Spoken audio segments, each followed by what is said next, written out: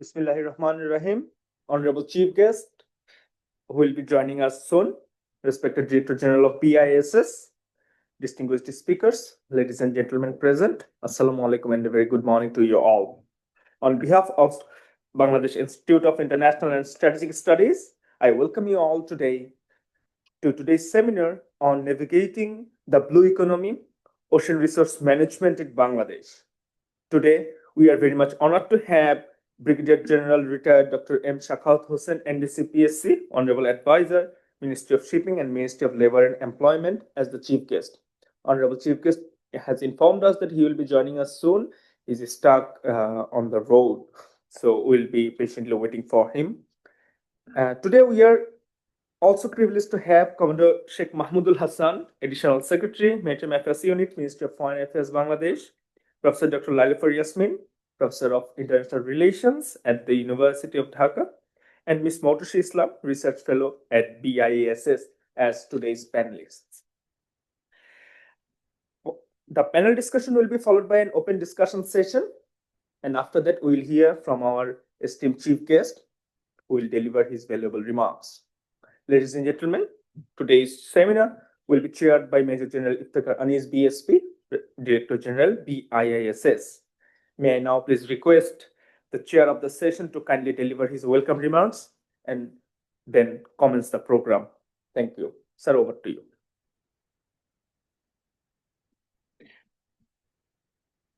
Bismillahirrahmanirrahim. Honorable Chief Guest, who will be joining us soon, Brigadier General retired Dr. M. Shakhaut Hossain, NDC-PSC, Advisor, Ministry of Shipping and Ministry of Labor and Employment, Interim Government of Bangladesh, distinguished presenter, esteemed audience, ladies and gentlemen, Assalamu alaikum and a very good morning. Today, I got the responsibility of conducting this session, but I will be learning from all of you because no way I am subject matter on this. Initially, I decided that the person sitting on my left, I will be requesting him to be the session chair. But later on, I found that session chair has not much thing to do. So to learn from him, so I requested him, so sir, you be the presenter, so we can all become experienced and learn from you. And I became the session chair. So please bear with me and my limitations. So on behalf of BIS, it's my pleasure to welcome you all to this seminar on navigating the blue economy, ocean resources management in Bangladesh. And I extend my warmest greetings to you all for coming and attending this session. So the concept of blue economy, which emphasizes growth aligned with the health and resilience of ocean ecosystem and system, presents Bangladesh with both great promise and also profound responsibility as well. With our growing population and limited land-based resources, the ocean offers new opportunities in fisheries, shipping, renewable energy, marine biotechnology, tourism, and more. Yet, these opportunities come with the imperative of sustainability to ensure the economic gains today do not compromise ecological and social well-being tomorrow. Bangladesh has enacted numerous laws and policies addressing maritime sectors, including fisheries, petroleum exploration, port management, shipping, environmental protection, and maritime security. However, these frameworks often operate in silos. The need of time is integration, a coordinated ocean governance structure that harmonizes with sectoral policies, balances exploitation with conservation and strength institutional capacity.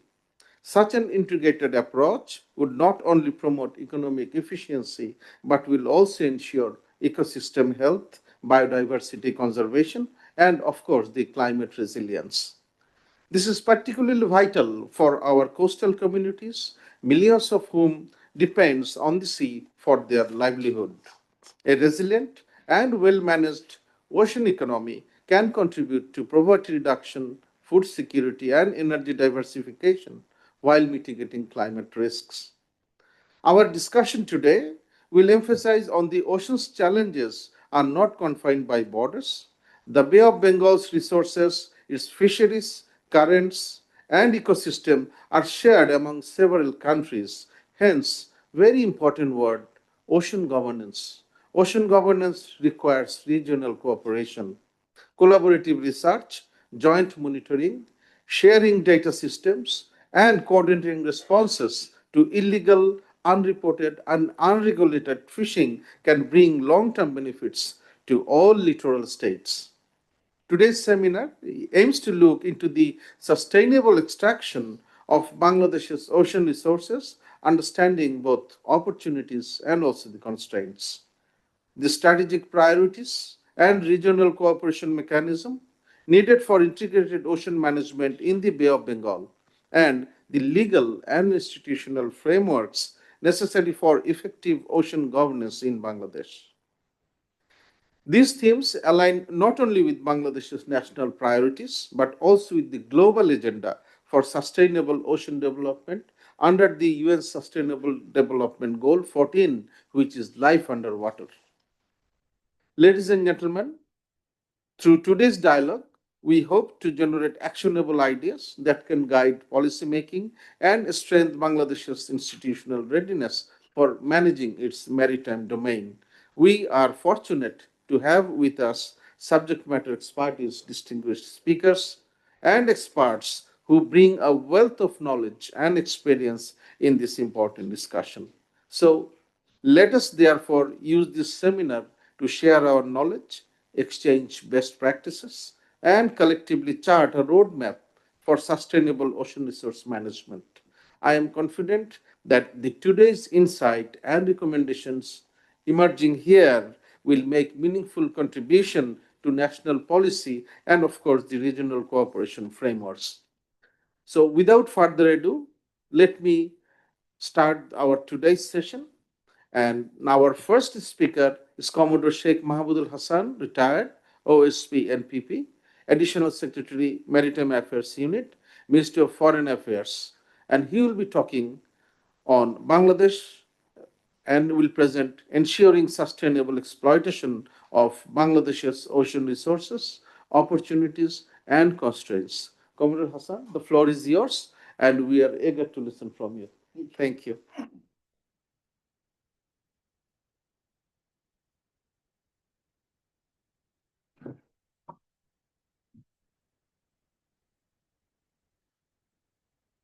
Today's session chair, Major General Iftekhar Anis,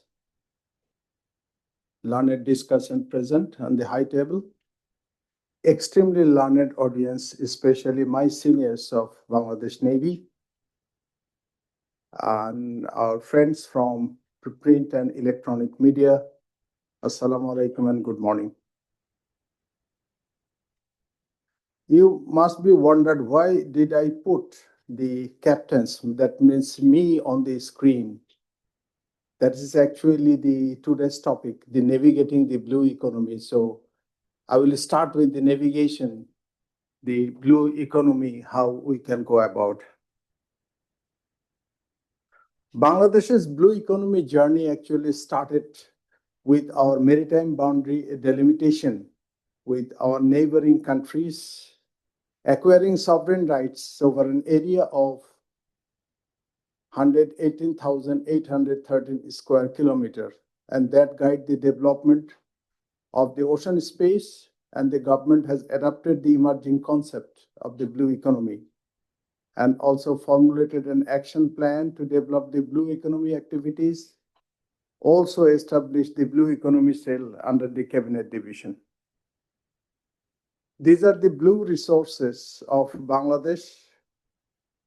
If I want to categorize, especially harvesting and processing the living resource, extraction of non-living resources, other economic activities, and protection of the sea. So it will be very vast to discuss on all the activities. I will just work on the limited ones that is highlighted in the bold. Ocean economy actually contributes around $1.5 trillion per year in the global GDP. What about us? The projected economic contribution of blue economy sectors in Bangladesh, as you can see in the screen, up to 2030, that gives a huge billions of money and also a lot of jobs for our people. Starting with the marine fisheries, GDP contribution is around 2.08% to the overall GDP in 2022 as per Department of Fisheries. We have 231 approximately active industrial large trawlers and 30,000 artisanal smaller vessels. We have limited fishing grounds. You can see the fishing grounds on the right of the screen. That is 14,600 square kilometers, and that is generally in the shallow shelf areas. Problem is that the harmful fishing practice, use of setback nets by the artisanal fleet, is particularly destructive to young fish and juveniles. Bottom and shrimp trawlers also contribute to overfishing, and shrimp stocks are struggling to recover under the current regime. Most commercially important marine fish stocks are depleted to varying degrees, and all marine fisheries in Bangladesh are from capture, with no marine culture practiced. This table shows the marine and inland fisheries. The marine fisheries capture is very less compared to the inland one.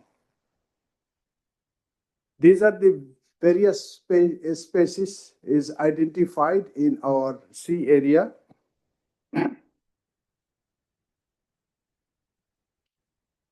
What opportunities we have? Now, with this limitation, we must explore and harvest the large pelagic fishery, especially tuna or tuna-like fisheries within the EEZ or beyond. We must rehabilitate our hillshire fishery. We must manage the gravid mother shrimps like tiger shrimps and giant tiger prawn, and also explore the new fishing grounds so that we can increase our fishing catch. Mariculture, very poor development in Bangladesh. We have not progressed much. Rather, other countries in the world has progressed a lot. But we can, with the finfish, fish hatchery and culture like sea bass, grey mullet, we can do the hatchery and culture. Also the shrimp brood domestication we can do. Crab breeding and culture, though it is happening now, but in a very smaller scale. Mollusk breeding and culture. Aquatic macro plants like seaweed culture. Some pilot projects are run in the country, but not in a very commercial way. And also aquatic microscopic plants. Shipping industry. We have 3 ports, as you all know, and Matarbari Deep Sea Port is expected to be in operation, and 3 ports handle around 90% of the country's trade volume. And these ports serve as the essential gateways connecting Bangladesh to global markets. Presently, Bangladesh value of export and import stands at about $111 billion and was carried by almost 5,000 ships that visited our ports. But we have only 103 ocean-going vessels around, operating under the national flag, comprising both government and the private sectors, and that are insufficient to carry even a fraction of our cargo. The challenges are for port and shipping sector is the infrastructure bottleneck, like port congestion, outdated equipment, and limited depth.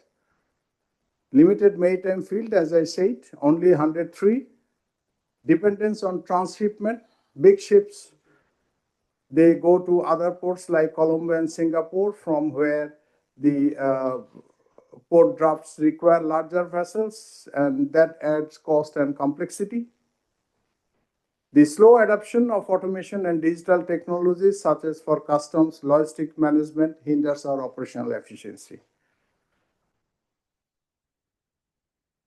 Marine and coastal tourism. In world tourism sector, the tourism contributes around 10.9 trillion in the global GDP. and also the 10% of the global economy and creates around 357 million of jobs globally. What about us? This is our condition. World Economic Forum, they made a development index in 2024, and this index consisted 5 dimensions, 17 pillars, and 102 individual indicators. Bangladesh did the worst in openness to travel and tourism demands sustainably, environmental sustainability, and human resources and labor marketplace, and stands as 109th in this index. Why? Lack of proper planning, lack of sufficient budgetary allocation, short-term focus, absence of community-based ecotourism, lack of awareness among the local residents, lack of coordination between agencies, and lack of publicity and marketing. One good news is that Bangladesh made a tourism master plan, which is from 2024 to 2041, focusing on achieving the incremental growth of tourism, attract 5.58 million tourists, and create a job for 21.94 million.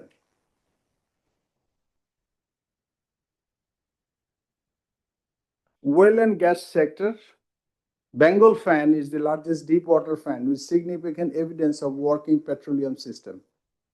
We have 26 offshore blocks, 11 shallow and 15 deep. Petrobangla launched the offshore bid around 2024 to offer the offshore acreage comprising 9 shallow water blocks and 15 deep water blocks. But till December 2024, we have received no bidder. One good news is the existence of gas hydrates in the EZ. One study was carried out based on the analysis of 6,500 kilometer long 2D seismic survey that we have a possibility of having gas hydrates between 17 and 103 trillion cubic feet. Generally, gas hydrate contains the methane, and that is a significant potential energy resource.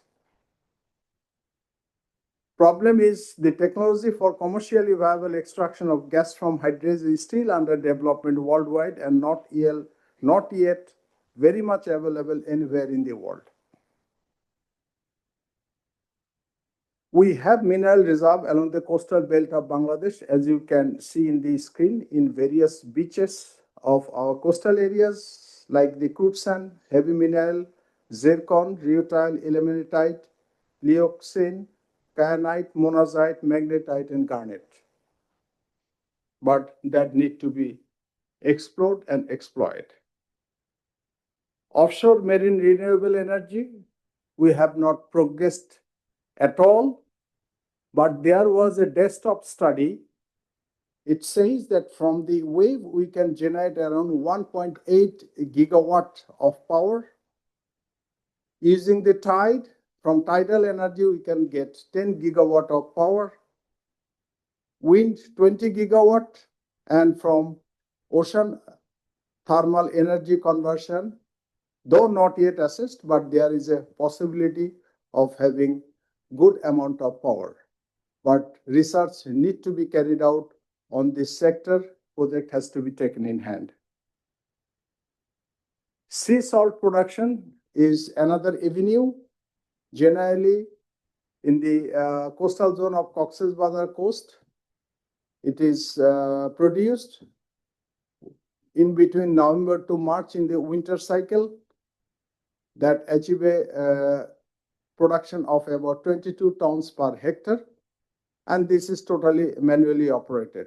Problem is that this production is community-focused land leasing system. They don't have sufficient credit facilities. The use of mechanical equipment is a problem, and reliable weather forecasting is a problem. If this can be solved, that can enhance the salt production. And also we need to improve our technology to produce high quality salt. Marine biotechnology is another promising sector in Bangladesh, not even in Bangladesh, in the whole world, because the blue biotechnology uses marine organism to develop products in health, energy, cosmetics, and environmental sector. But it faces high production cost, scalability limitations for marine process, and the need to protect the marine ecosystem. No bioprospecting available in Bangladesh. If you see the flow chart from starting from collection of samples to up to the phase 4, that product development and testing and commercialization, not available, even not yet started in Bangladesh, but that is a very promising sector. Shipbuilding and repair industry, that contributes to our blue economy, and more than 300 shipyards and workshops in Bangladesh are available. They build ships starting from the inland vessel, fast patrol boats, naval ships, speedboats, cargo coasters, troop carrying vessels, etc. These years are constructing 10,000 DWT seagoing ships for export, already exported to different European countries, but that can be upgraded up to 50,000 deadweight ton. Present challenges are the high cost of developing shipbuilding land, stiff competition, lack of technology and infrastructure, import of raw materials, and lack of funding scheme. Should be promoted and nurtured in all possible ways, including its horizontally and vertically linked business, and given opportunities and incentives for growth and expansion.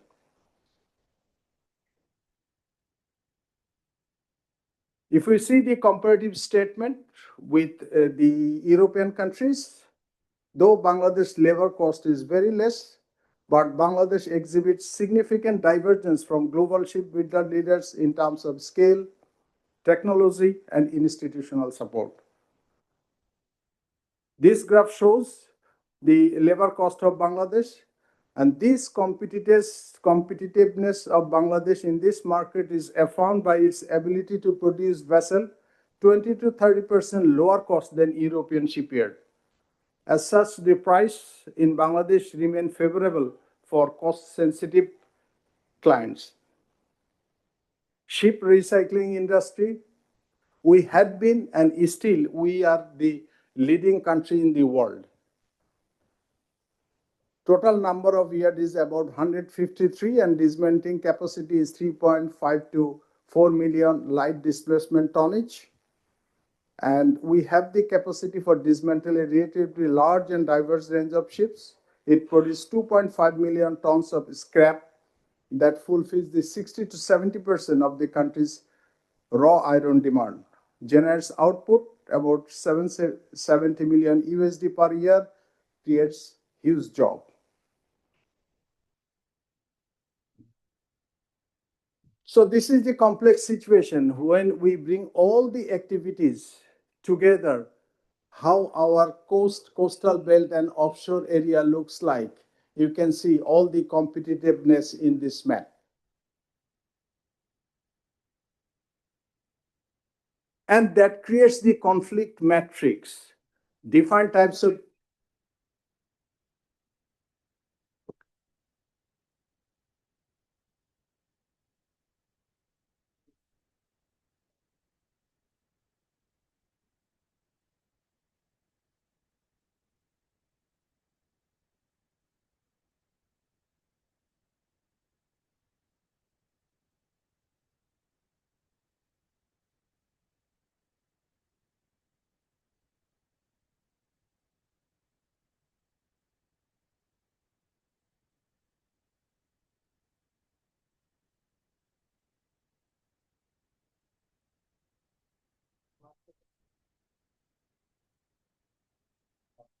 sir.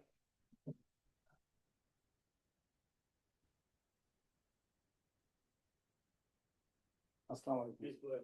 Sir.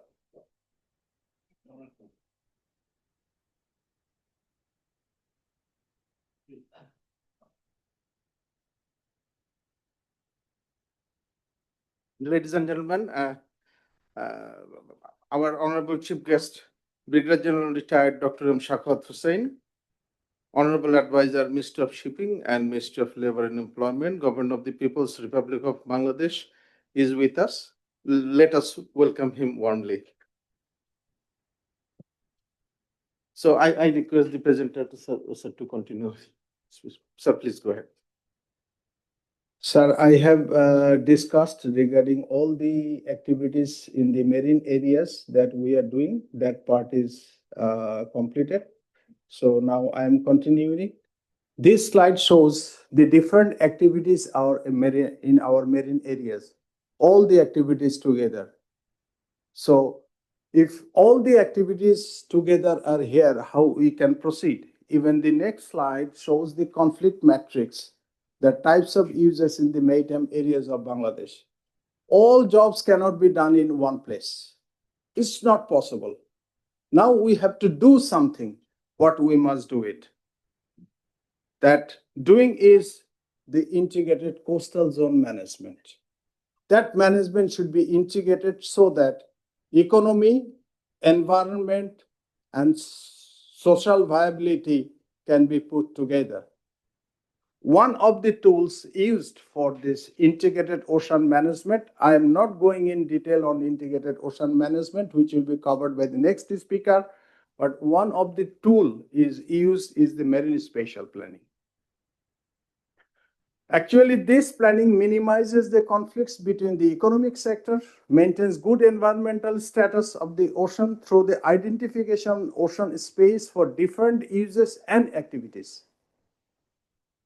That plan follows the ecosystem-based balancing ecological, economic, and social goals and objectives towards the sustainable development.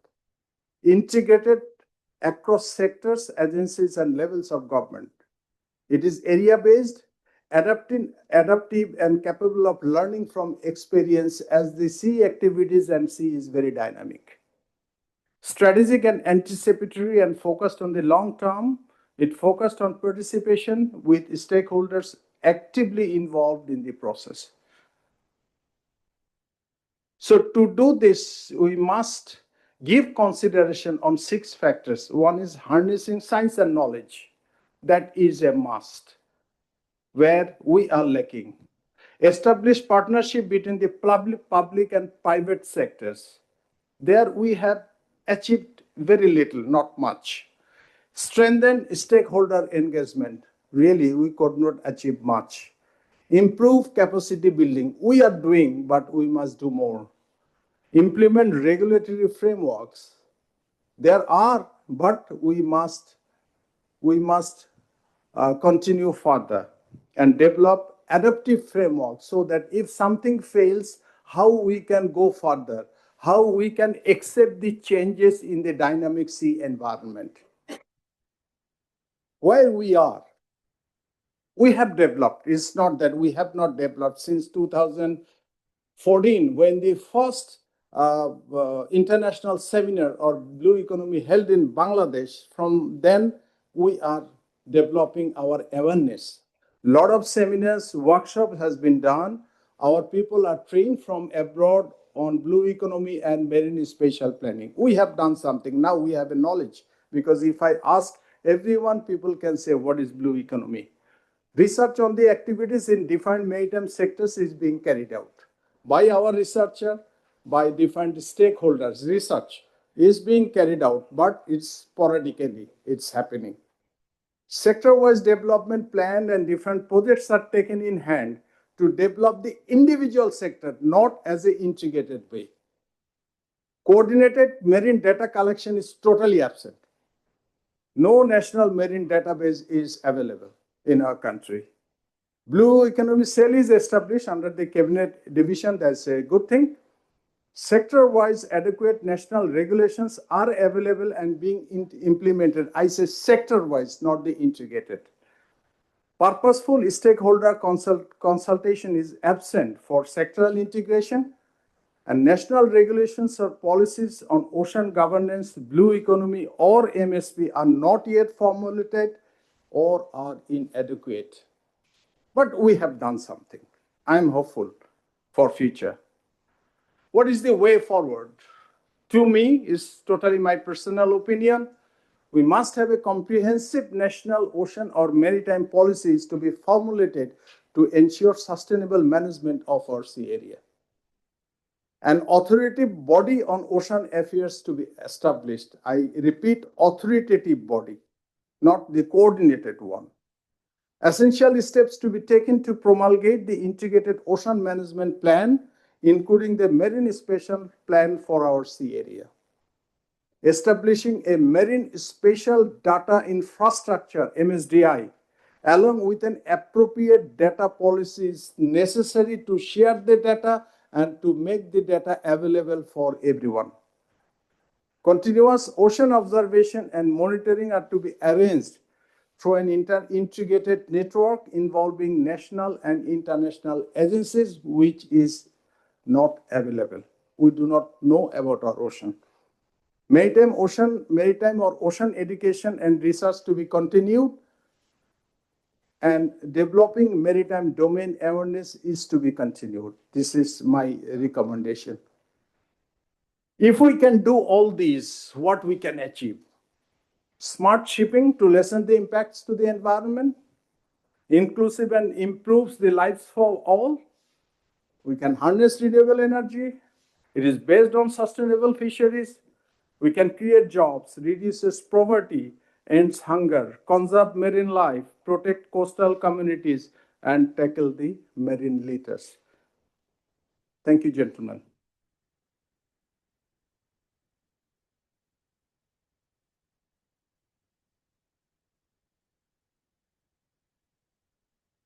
Thank you, Commodore Hassan. You have highlighted number of factors, and the gist what I can find that present system of blue economy, we have a lots of things to do, but less of things done. So with that, let us move to our second presenter, Dr. Lalufar Yasmin, Professor, Department of International Relations, University of Dhaka, and she will make her deliberation on towards integrated ocean management, strategic priorities, and regional cooperation in the Bay of Bengal. Dr. Yasmin, please.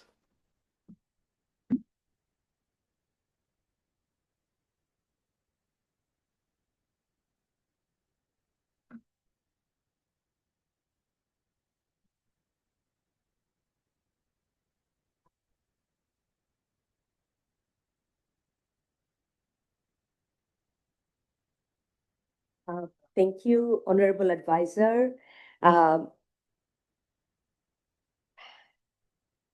Honorable Advisor, DG BISS, respected guests, my students I can see in the audience, ladies and gentlemen, I thank BISS to organize a topical seminar, because as we're discussing that very few want to work on maritime area or want to understand or disseminate information about this issue. So often we see maritime issue belonging to the experts who have knowledge on this or who practice it, as in Bangladesh Navy or Coast Guard. But we need sort of conscious effort to mainstream maritime issues, and that is where I find that this seminar would have a impact.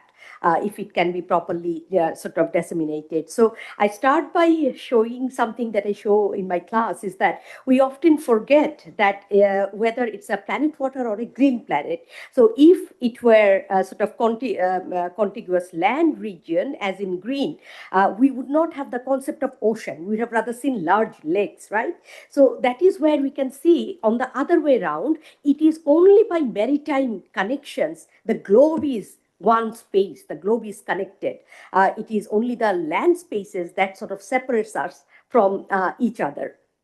So it is a much said sort of issue that we are living in a maritime century. We identify this not only in a strategic sense, but also making survival making our survival easier on the blue planet. Not until recently, the immense potential of the oceans were realized and woven into national development plans and strategies. So my task today is to talk about what is integrated ocean management, and what are the core issues connected to it, some of the successful case studies, and of course identifying how IAM can be implemented in the case of Bay of Bengal region.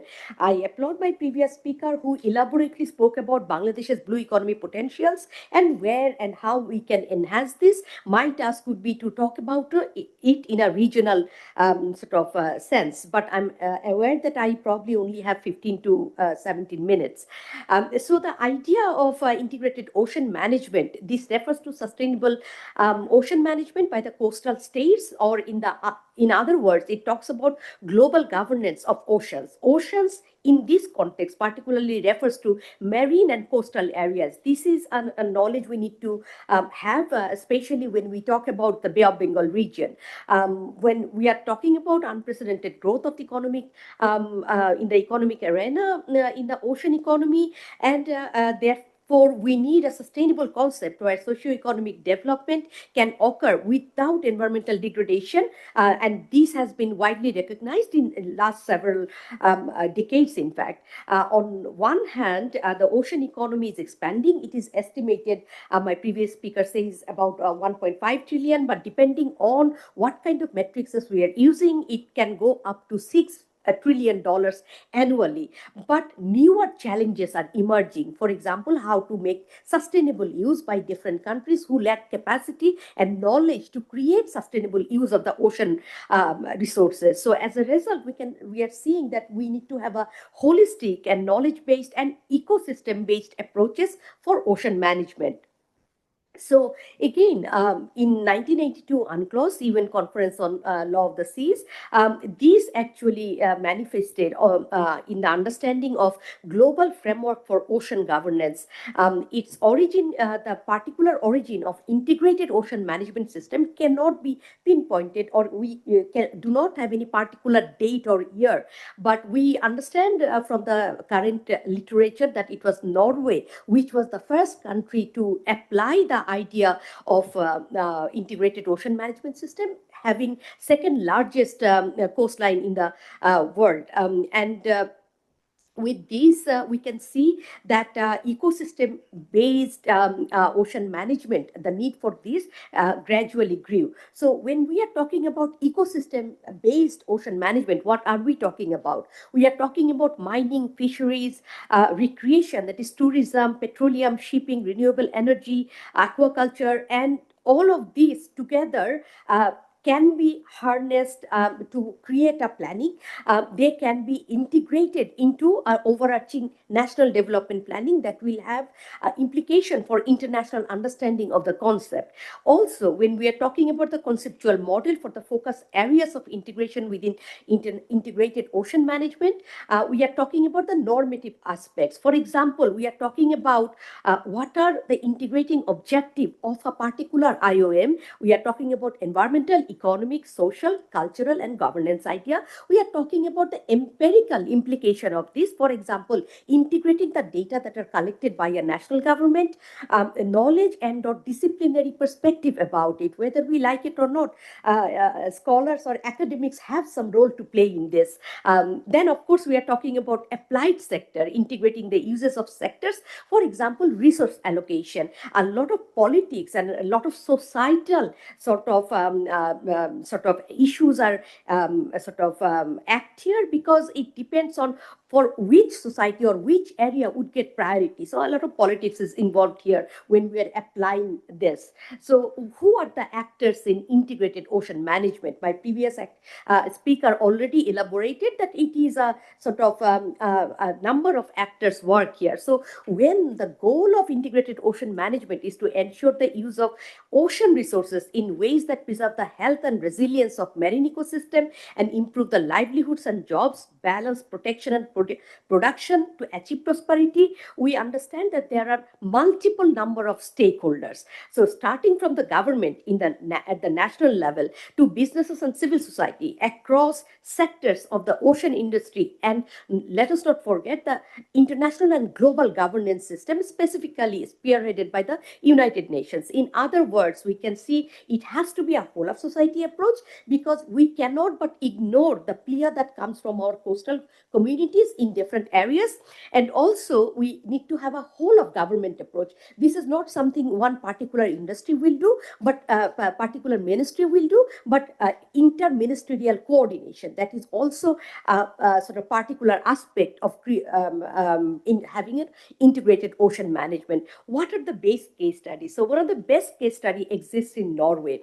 Then another case study exists in United States of America. And one of the area that is highlighted is in the Southeast Asia. And you will see a circle near the African continent, the Seychelles, right? So these are some of the areas we can see that have been able to create sort of coordination among different ministries, as well as they have been able to reach out to the people living in the coastal areas and to have their voices heard in the integrated ocean management system.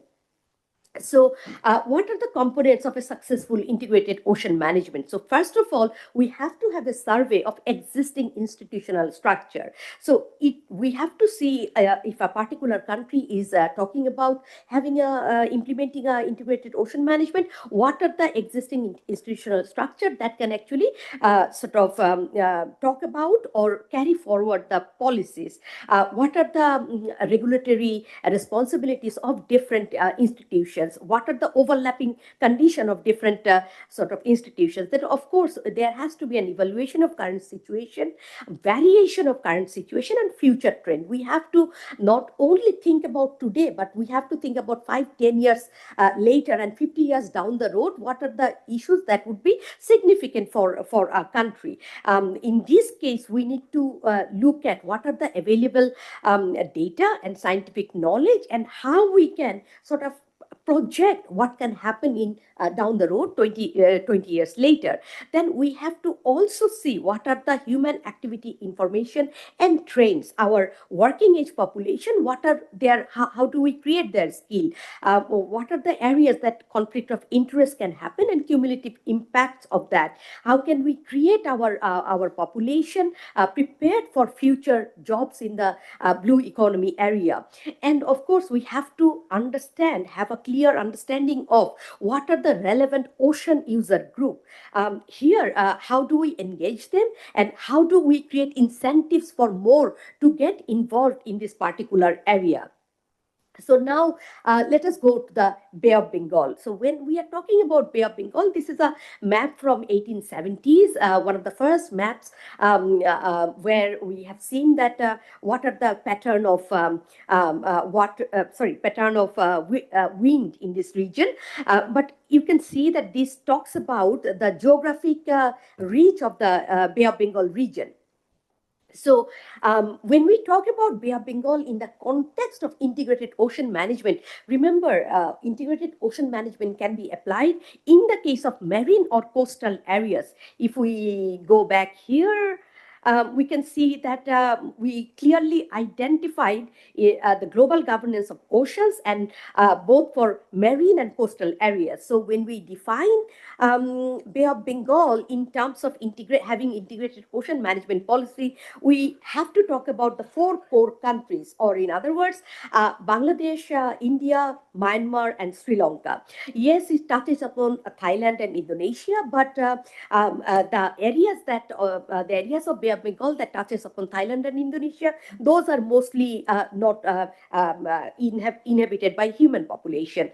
Then again, we already know that the political region of Bay of Bengal is in construction and is working, which is manifested in BIMSTEC. But however, it includes the landlocked 2 countries, Nepal and Bhutan, of Bay of Bengal for operational purposes, because they have to use the Bay of Bengal for transporting their goods to other parts of the world. for trade. But here, when we are talking about integrated ocean management, this is the core four countries that we need to talk about. What is the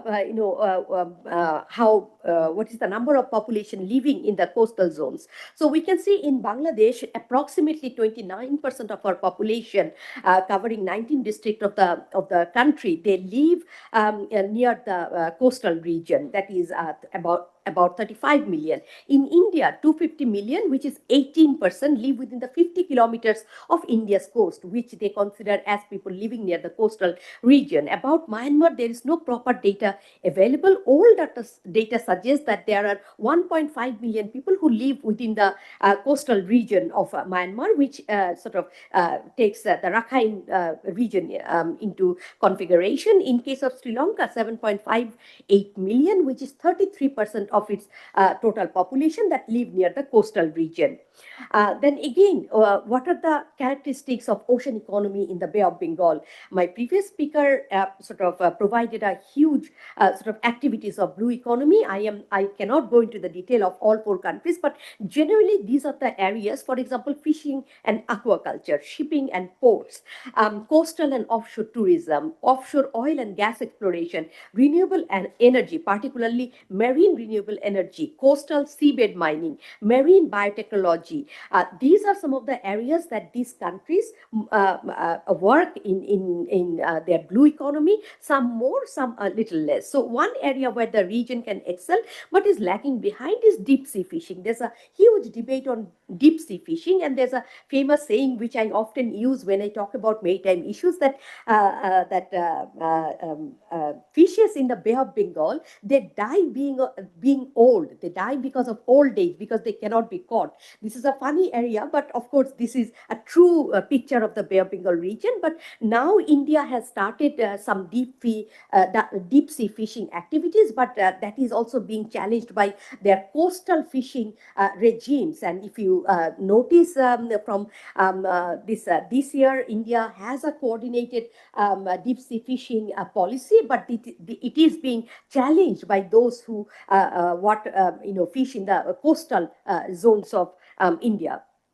So what is the size of ocean economy in these four countries? In Bangladesh, approximately 3% of GDP is contributed by the ocean economy, which includes fishing and other activities, marine activities. In India, about 4% of GDP, which is 13.2 billion US dollar. In Myanmar, no proper data is available, but it is estimated around 2% of GDP is contributed by fishing and other related activities. In Sri Lanka, again, no specific data available because the size of their blue economy is much larger proportionately to other Bay of Bengal countries, but only fisheries, only tourism, for example, contributes 4.9% of its GDP.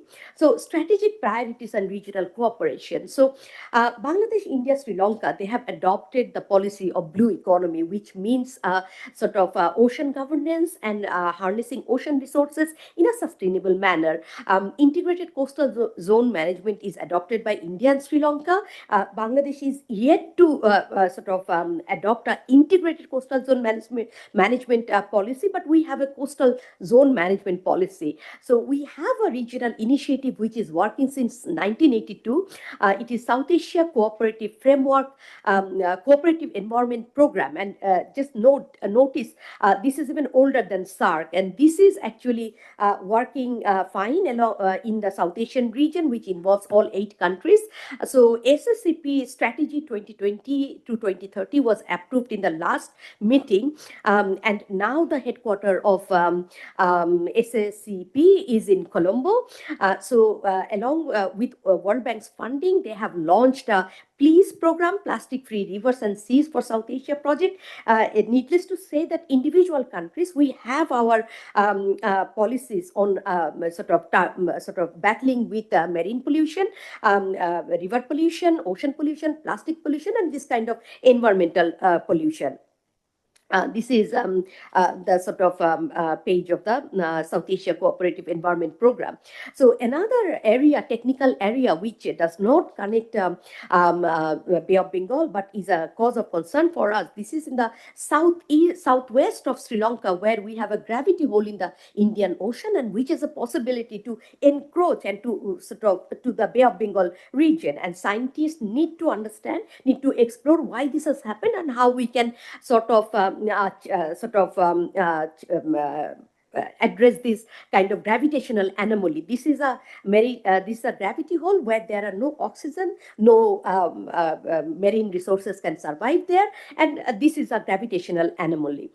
So strategic planning and regional cooperation, what can we do? So according to World Bank, there are several areas that we can actually work as a region. I'll finish soon. Protecting coastal natural habitats. So Bangladesh and India share the longest contiguous mangrove forest. So where 4 million people directly depend on the coastal ecosystem. So this is one area that countries can cooperate and have integrated policies on protecting coastal natural habitat. Then we can talk about reducing marine pollution. Look at the numbers that India is the world's second highest contributor to plastic waste. Bangladesh is 8th, Sri Lanka is 13th. All three reside in the Bay of Bengal region. So what can we do in terms of cooperation to reduce marine pollution? Then of course working together for sustainable fisheries. We know that Bangladesh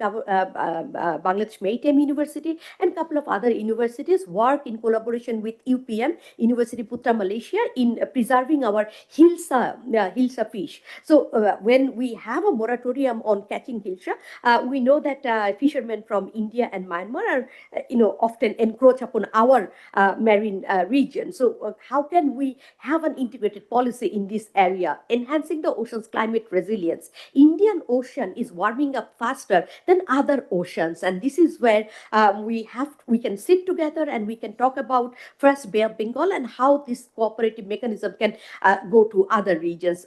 Promoting blue economy. So this is one of the ocean is one of the fundamental economic activities in South Asia, including fishing, shipping, and coastal tourism. But this is not well coordinated. So how can we have intra-ministerial and inter-ministerial coordination on this area?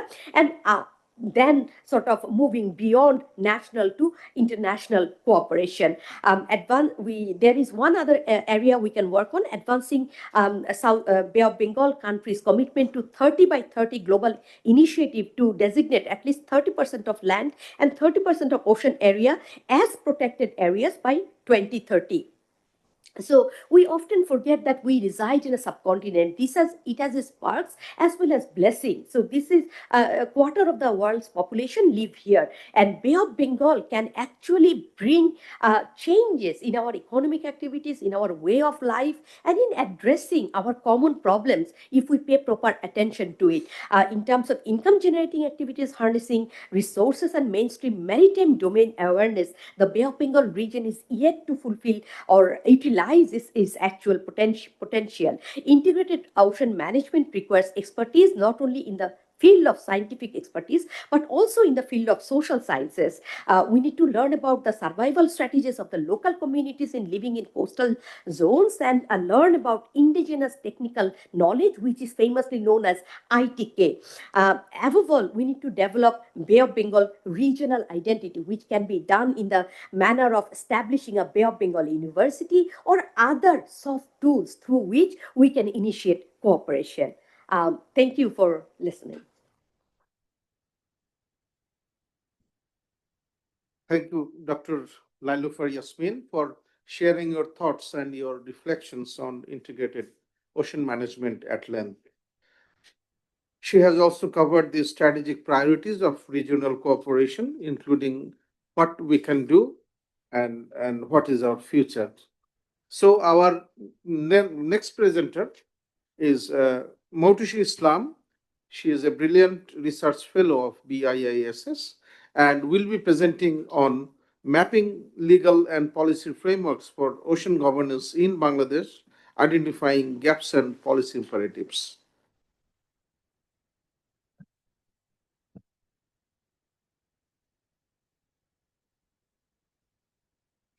Thank you, Chair, for giving me the floor. Honorable Chief Guest, respected Chair of the session, respected panelists, distinguished audience, a very good morning to all of you. So today I am here to present the initial findings of a recently conducted research paper of mine. I'll be sharing with you guys the initial findings of this particular paper titled Mapping Legal and Policy Frameworks for Ocean Governance in Bangladesh, Identifying Gaps and Policy Imperatives. So in this particular paper, what I've tried to answer these particular three research questions. First, what are the principal national legal and policy instruments that structure Bangladesh's ocean governance? Second, how do legal and regulatory gaps impede the coherence? That means I'll be identifying the challenges. And finally, how can policy and legal reforms strengthen ocean governance in Bangladesh? So I'll be trying to give the policy options. But before sharing the initial finding, let me share the methodology of the paper. So the study is qualitative research methodology combining the doctrinal legal analysis with in vivo assisted coding, content analysis, and along with semi-structured interviews were taken, and I have taken materials from secondary sources as well. To limit the scope of my paper, I have selected these 5 key legal and policy documents of Bangladesh's ocean governance. First is the Territorial Waters and Maritime Zone Amendment Act 2021. Second is the Marine Fisheries Act 2020. Third is Bangladesh Merchant Shipping Ordinance 2021 draft. The fourth one is the Domestic Natural Oil Gas Exploration Policy 2019. And finally, Coastal Zone Policy 2005. So the analytical framework that I have taken up on, first I would try to look into the international alignment of these particular laws and policies. In international alignment section, I'll try to look how aligned these laws and policies are with UNCLOS and MARPOL. Then the compliance with HGD 14. In the second pillar, which is the domestic coherence, I try to look that I wanted to look the overlaps between the domestic laws and policies in this particular section. And finally, last but not the least, which is the institutional enforceability, I would try to look into the institutional capacity of this particular laws and policies. So let us delve into the key findings. First is the Territorial Waters and Maritime Zone Amendment Act. So this act is the main legal framework that actually looks after the ocean governance and defines the maritime zones, the territorial waters, exclusive economic zone, and continental shelf. So when we look into the international alignment, as you can see from the slide, we see that it aligns with UNCLOS Article 2.3 on Territorial Sea, Article 33, 55 to 57 on exclusive economic zone, and Article 76 to 77 on continental shelf. Other articles that aligned with UNCLOS includes piracy, Article 100 to 107, and the articles of scientific research on UNCLOS. And if we look into the domestic coherence, we look that it works with the Marine Fisheries Act well and the Coast Guard mandates and others, but sometimes overlaps with environmental laws on pollution. And if we look into the institutional part, we would see that it gives enforcement power to Bangladesh Navy and Coast Guard. So, as I was saying that I have done the in vivo word frequency analysis as well, what I have found out, the dominant terms that was present were the such as sovereignty, offense, punishment, pollution. However, the absent term includes sustainability, ecosystem. That reflects that the legal framework, this particular legal framework is kind of oriented around jurisdictional assertion and punitive enforcement. So the strength of this particular act is clear jurisdictional coverage, strong penalties. However, the limitation include overlapping mandates, military heavy enforcement, and limited focus on sustainability. Let us move into the next law, which is the Marine Fisheries Act. And it is one of the important acts of Bangladesh governing the main fisheries. So when we look into the international alignment, we would see that it reflects UNCLOS Article 61 to 73 on conservation and enforcement. It also aligns with FAO Code of Conduct for Responsible Fisheries and supports the SDG 14 on sustainable fisheries. But when we look into the domestic arena, it actually overlaps with biodiversity and environmental laws. And in terms of enforcement, we would see that it lies on Department of Fisheries assisted by Coast Guard. And the in vivo assisted coding, which I have found that the frequent terms are compliance protection, reflecting a regulatory tone. On the other hand, ideas like precaution and cooperation are less common. So the strength of this particular act is that it recognizes the artisanal and industrial zone. It talks about IU fishing. However, limitation includes that it totally absent is the precautionary principle and some overlaps with the environmental laws. The third law that I have looked is the Draft Merchant Shipping Ordinance 2021. So this draft law is designed to replace the old Merchant Shipping Ordinance of 1983, which is no longer meets the international standards.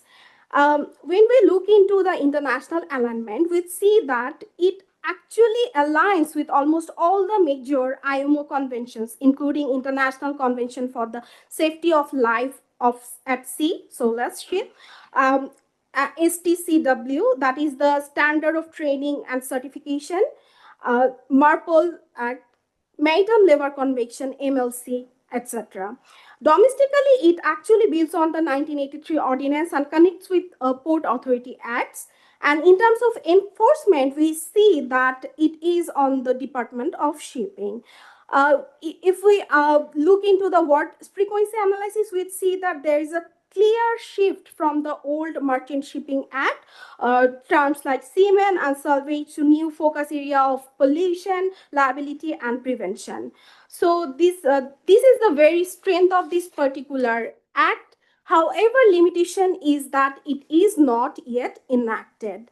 The fourth policy that I have looked into is the domestic natural oil and gas exploration policy. I try to look into the international alignment. I have seen that it aligns broadly with UNCLOS Article 56, 77, 60, and 80, which is on sovereign rights over marine resources. However, it does not explicitly mention Article 192 relating to environmental protection while exploring marine resources. Domestically, it connects with the Territorial Water Acts, and institutional control is regulated by Energy and Mineral Resource Division. So the strength of this particular policy is that there is a clear roadmap for exploration. However, it limitation is it does include weak environmental safeguards. Final policy that I have looked into is coastal management. That is Bangladesh Coastal Zone Policy 2005. You can very well say that it is quite outdated, but I have to look because there is no other policy that is placed here. So when we look into the international alignment, we see that it aligns with HDG 1314. However, it does not directly refer to this created or established binding mechanism, which is quite fair because it was formulated back in 2005.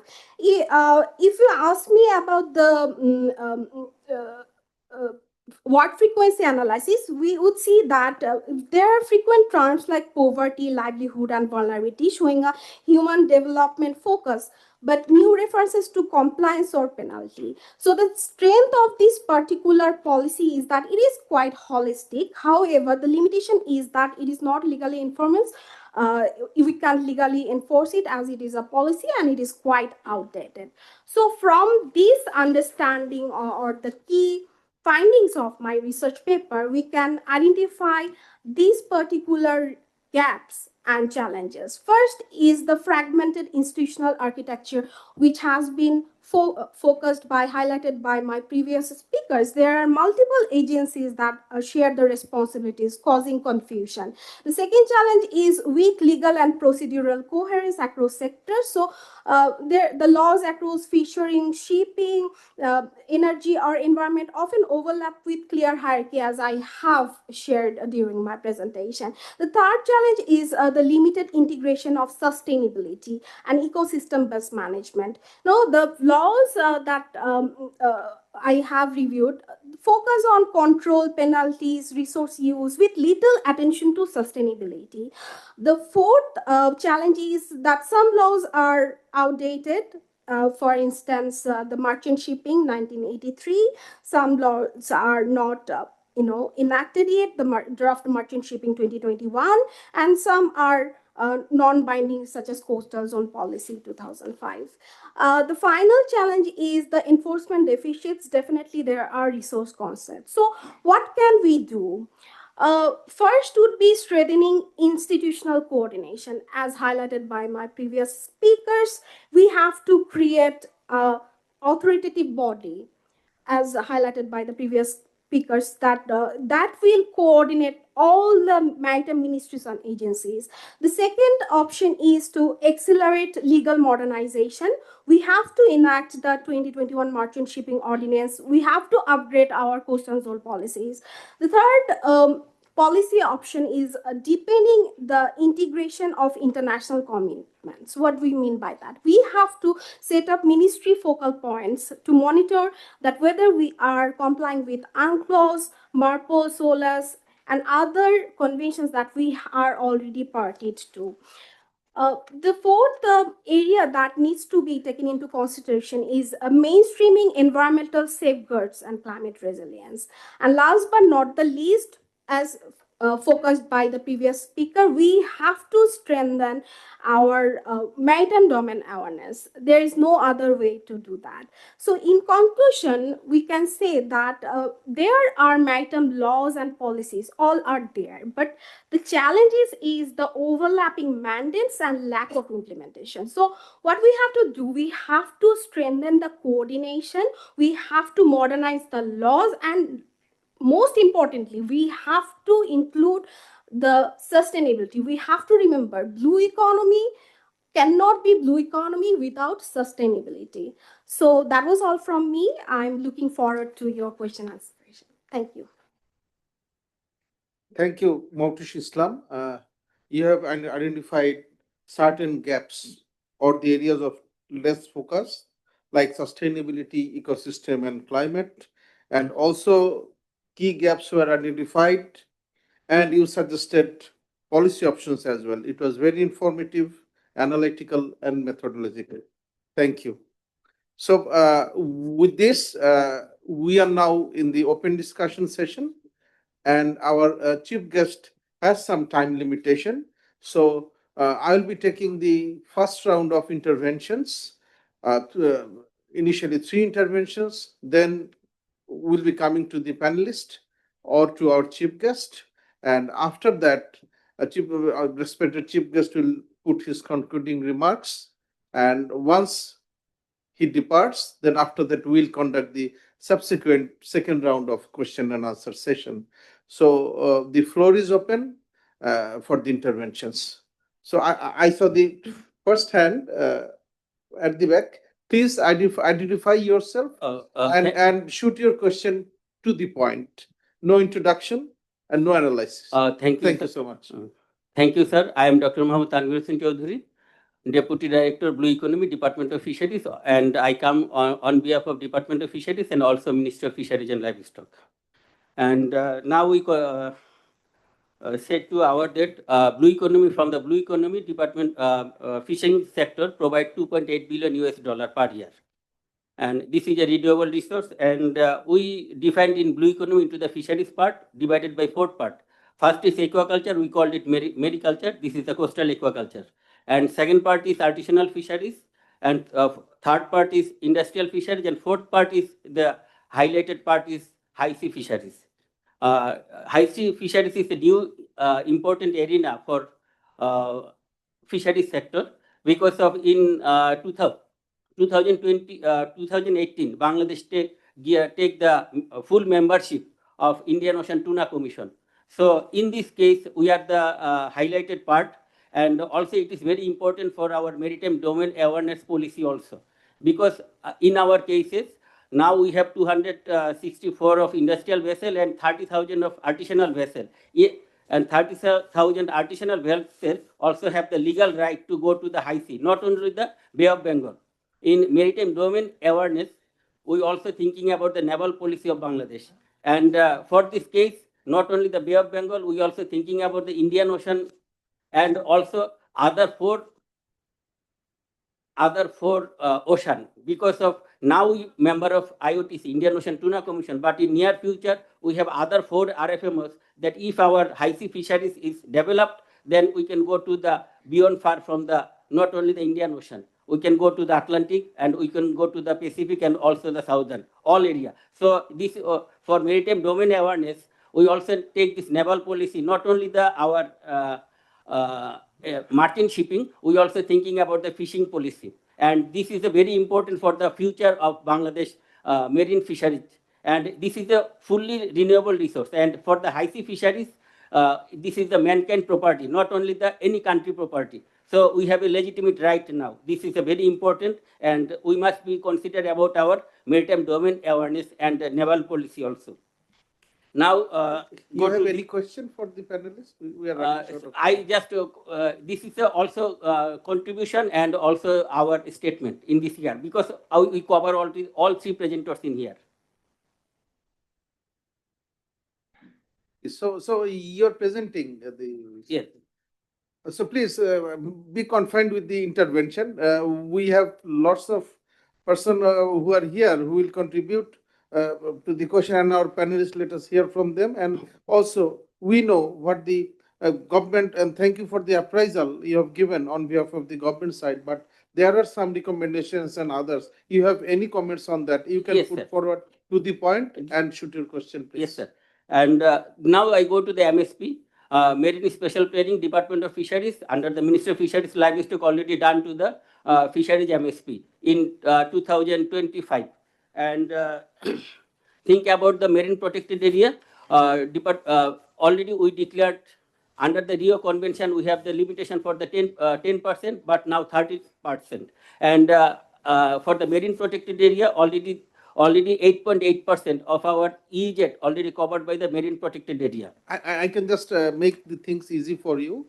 So whatever you have, you can just give us in the proceedings. We'll include your comments and your data and all in our proceedings. Okay. Okay, thank you. Thank you so much. Thank you so much. Can we go to the next intervention, please? Yes, please. Assalamualaikum, sir. I am Commander Yusuf, Deputy Director Hydrography at Naval Headquarters. Sir, our blue economy has started in the 2014 after the maritime demarcation of Myanmar and India, sir. Today, if we look back, it is already 10 more years have been passed, but we are not up to our satisfaction in the blue economy sector, sir. So we have limitations and challenges. Having all said, sir, which one is the root cause for not developing the blue economy sectors up to the mark, sir? This is an open-ended question, sir. Any of the speakers can answer, sir. Thank you, sir. Thank you. Thank you. That was a broad question. Thank you. So, sir, আপনি হাত তুলেছিলেন, sir. Thank you, moderator. Thank you for the very in-depth presentation that we have heard. To Moderator Islam, yeah. Thank you for your forensic analysis of the legal regime that we have.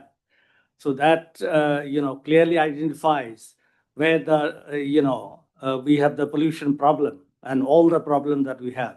In the last protocol of Singapore, the shippers were aware that they were not throwing even a piece of paper in the water. But coming to Bangladesh, they have every right, privileges to throw everything, discharge here.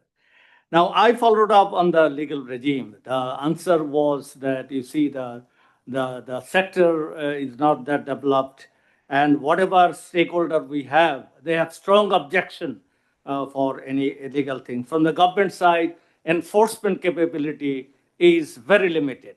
So why to have tougher rule? And think about this national oil and gas exploration policy. You see, it's a lax one. If they,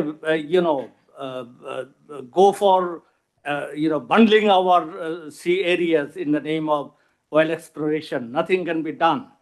And we have revised out the PCA, the production sharing contract. Yet no bidder in last thing. So you understand that limitation. So what did you find in your research that why we are not in a position to enforce, even formulate the proper legal regime for this ocean governance? To Dr. Lailufur Yasmin, thank you very much for giving the overall picture. We need cooperation for maritime domain awareness of whatever we do. We need cooperation. But whenever the map that you have shown, this region was connected by 3C, commerce, connectivity, and culture. That was our bonding in the thing.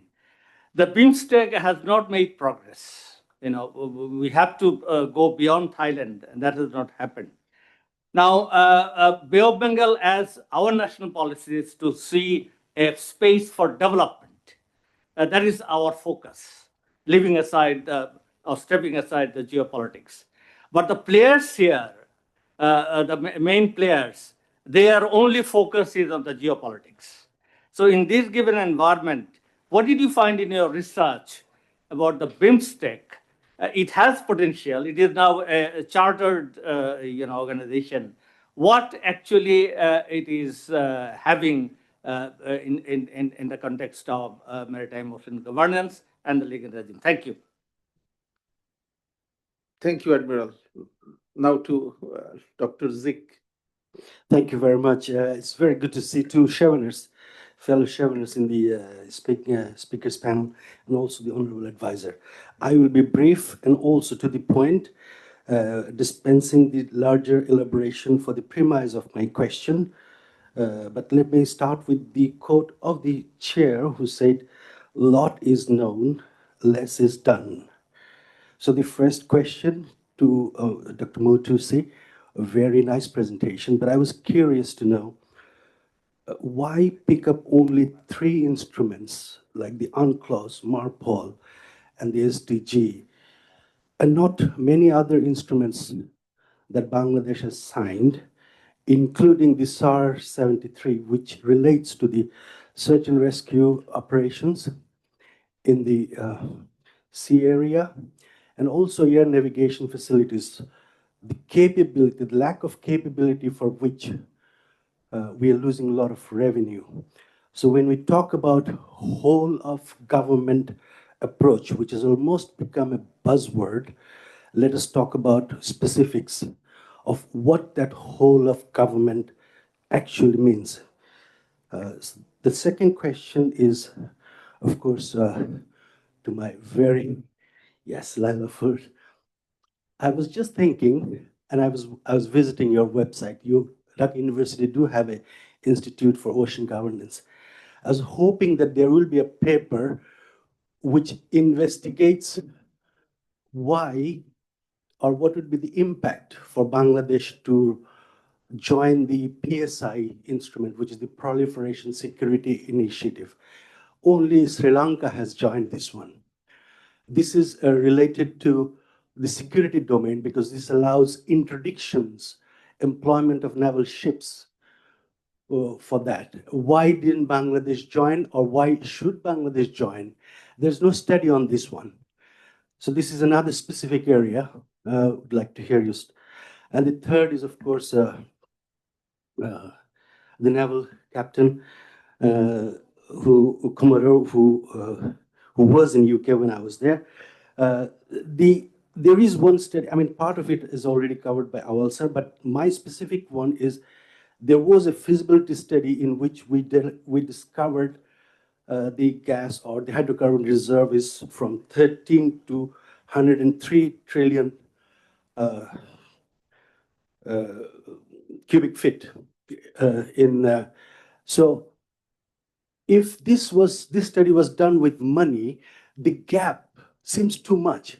Because if some vendor knows there is 13 trillion cubic feet, his incentive to participate in the bidding would be less as opposed to this. So do we have granular data on each block? What is the reserve for each of these blocks, which can make this bidding more lucrative for participations, instead of just giving a broad brush that we have opened a tender, nobody has shown interest. Thank you. So I'll be taking one additional question. Please, ma'am, go ahead.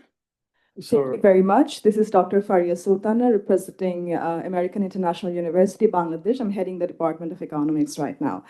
I'm not an expert on ocean economy, neither blue economy, but economy as a whole needs to look into different sectors. I'll be very specific to the papers that are presented in the capacity of the research. I understand there's a lot to say beyond the researchers, but we understand academia research has a objective, and I'll very basic questions, because I'm very glad to, I don't know if you know already, BISS have invited also students who are dealing with these issues. So for them, it's a conceptual question to the researchers here, because integrated ocean management that we have talked about or we have listened to today, do you think it differs very widely from the sectoral management of marine resources that we already have traditionally?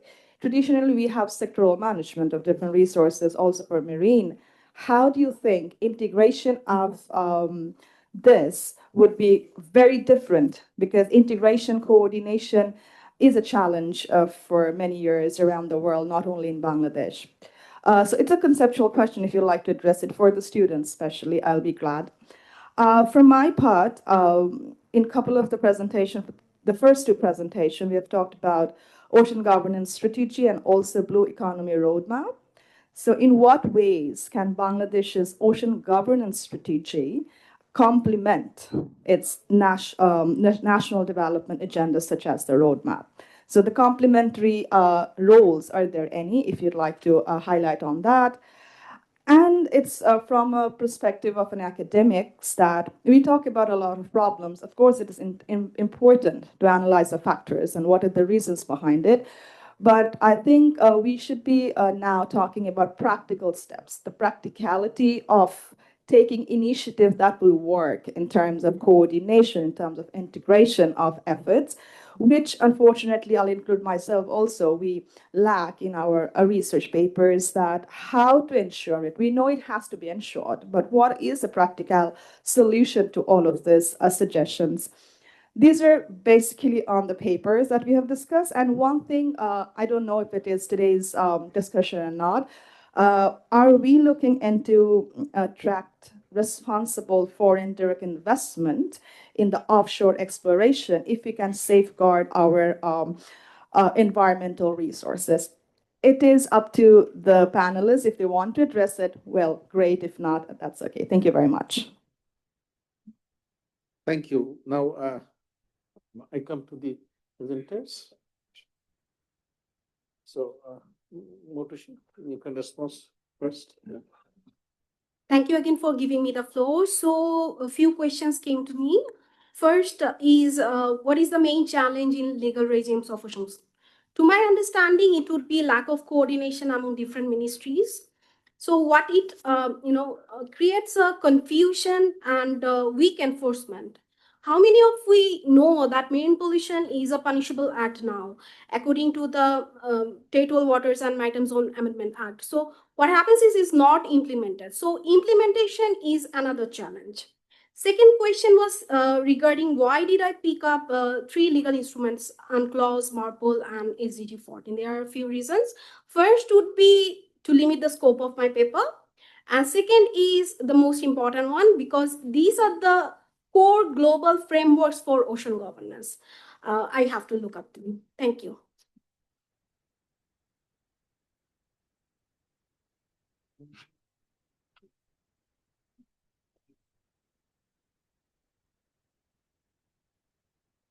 So I will take the first question of Commander Yusuf, that why not up to the satisfaction regarding the blue economy progress. What is the cause?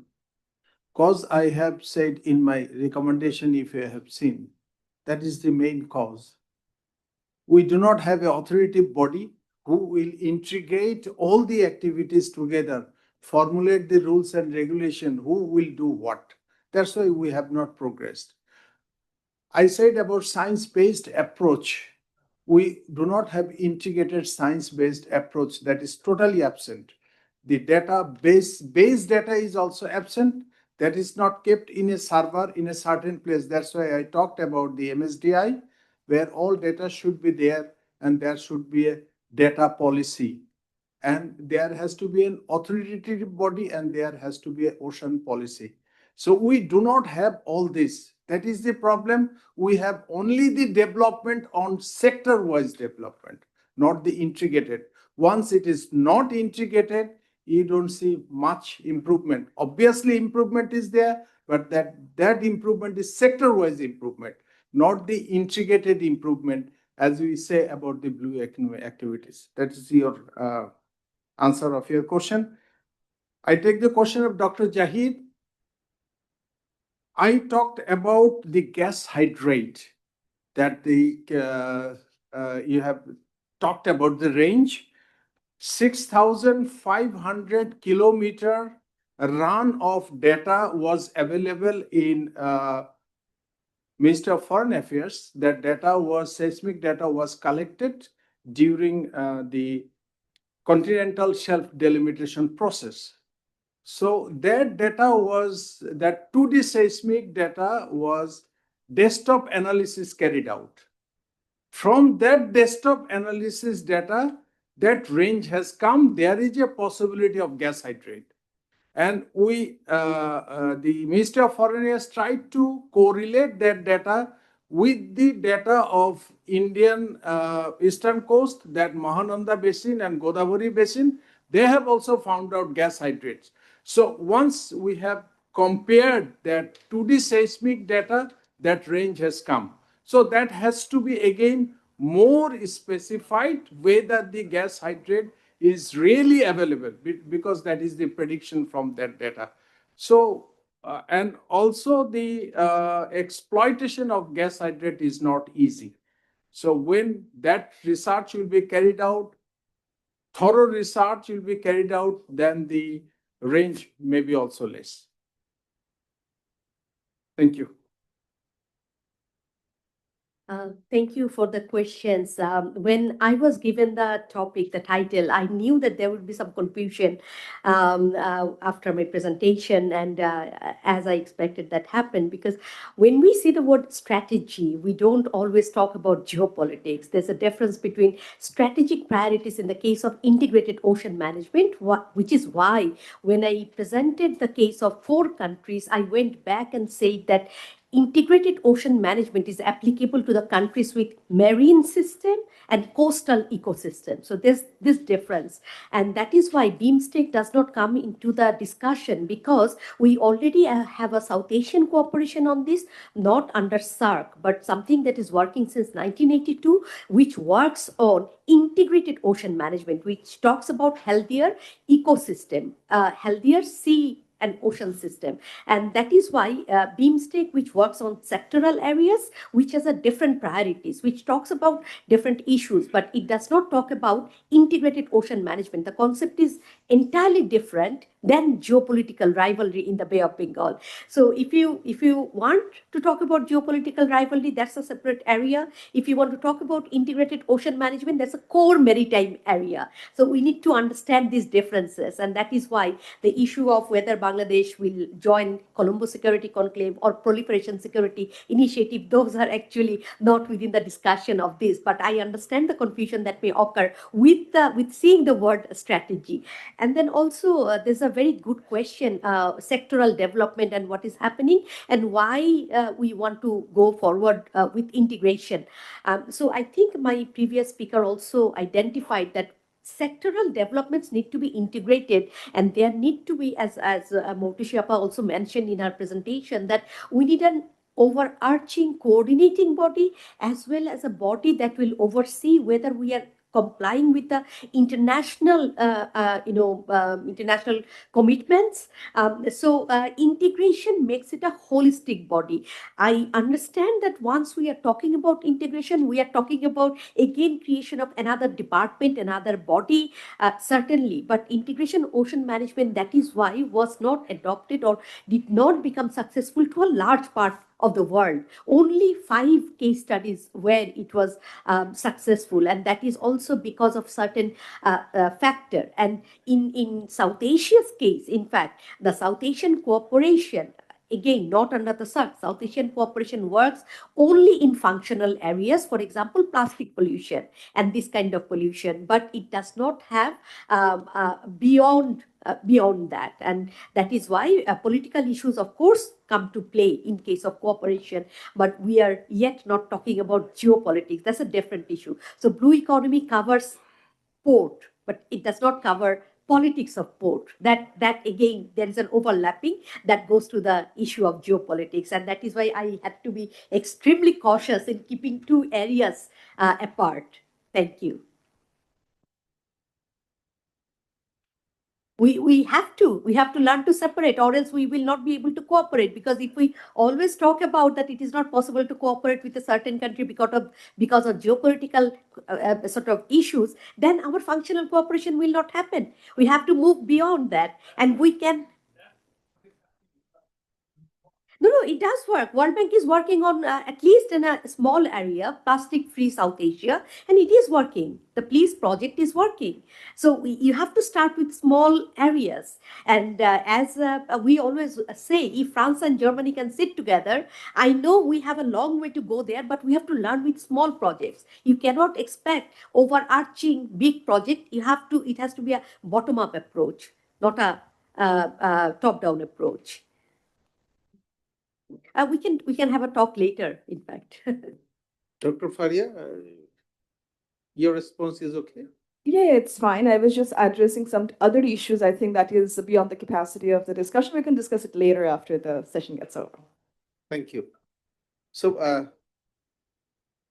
let me now request our honorable chief guest of today, Brigadier General retired Dr. M. Shakwat Hussain, Advisor, Ministry of Shipping and Ministry of Labor and Employment, Interim Government of Bangladesh, to deliver his valuable remarks. Sir, the floor is yours, sir.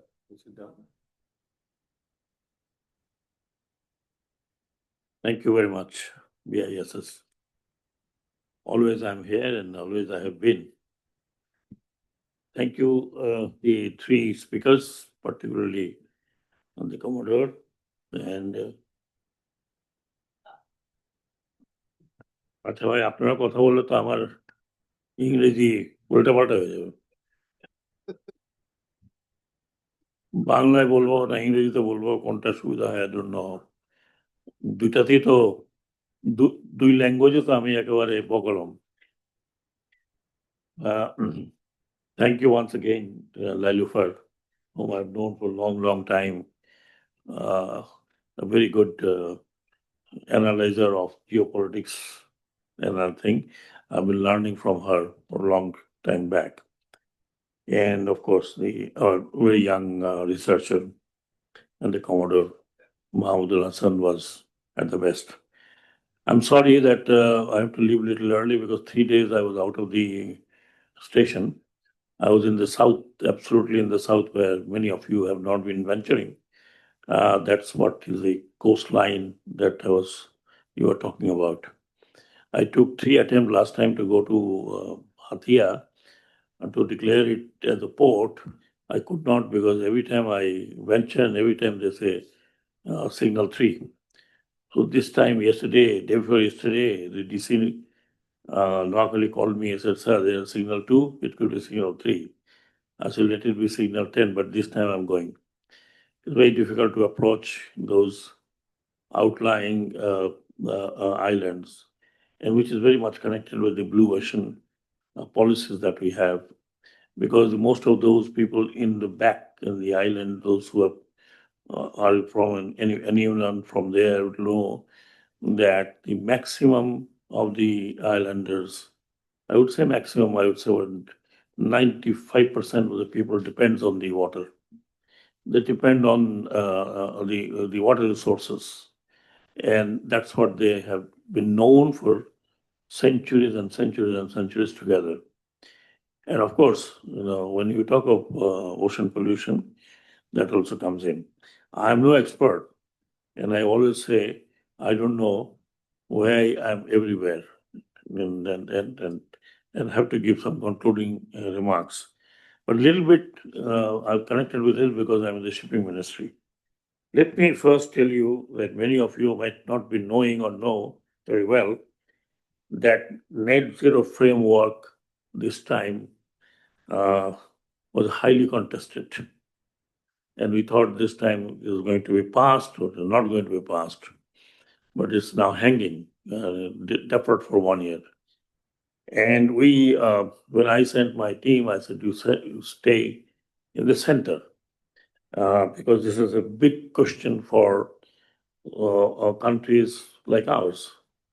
If we sign the net zero framework and that we have to probably comply with 2050, imagine that how much colossal price that we have to pay. Therefore, there were divisions between two groups. I don't know whether it is relevant or not relevant, but it's very much relevant. We're net zero and we're blue economy we're talking about. I was in Dubai attending IMO meeting, and I was approached by one of the most powerful Arab country who produces the maximum oil in the world now. And I was hauled up for 1 hour discussing with me about this net zero issue. And I listened to him. He said that we have methanol, we have all kind of gas which we can produce and we can supply the world. But we are not doing it. We are not going to say yes.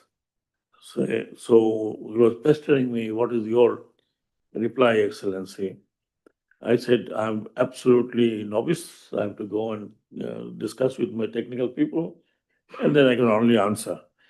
And then he said, I hope your technical people would understand what I'm trying to say. I said, if I understand, they will also understand.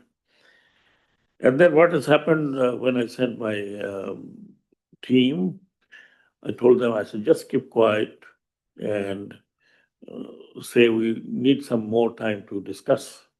So don't go this way and that way. On one side is the European countries, European Union, and they're very much interested. And the other side is Mr. Trump and his party. And when the European Union talked to me about this, and I said, why don't you stop producing the engines? Stop producing the gas, engines, conventional engines. You stop producing from tomorrow, and we will be forced to buy those engines for our ship. And of course, then it will be automatic. But they said, yes, it's a very good idea. I said, go and please announce that from today onward, you're not going to produce any conventional engine for the ships. So what happened up till ultimately in the net zero, this 2025 MEPC, was that the General Secretary was Geraud. He was absolutely helpless, and I was getting the commentary. I was sitting in probably Shanghai, and my team was giving me commentary. Said this is happening, that is happening, and that is happening. So I said, you just remain steadfast.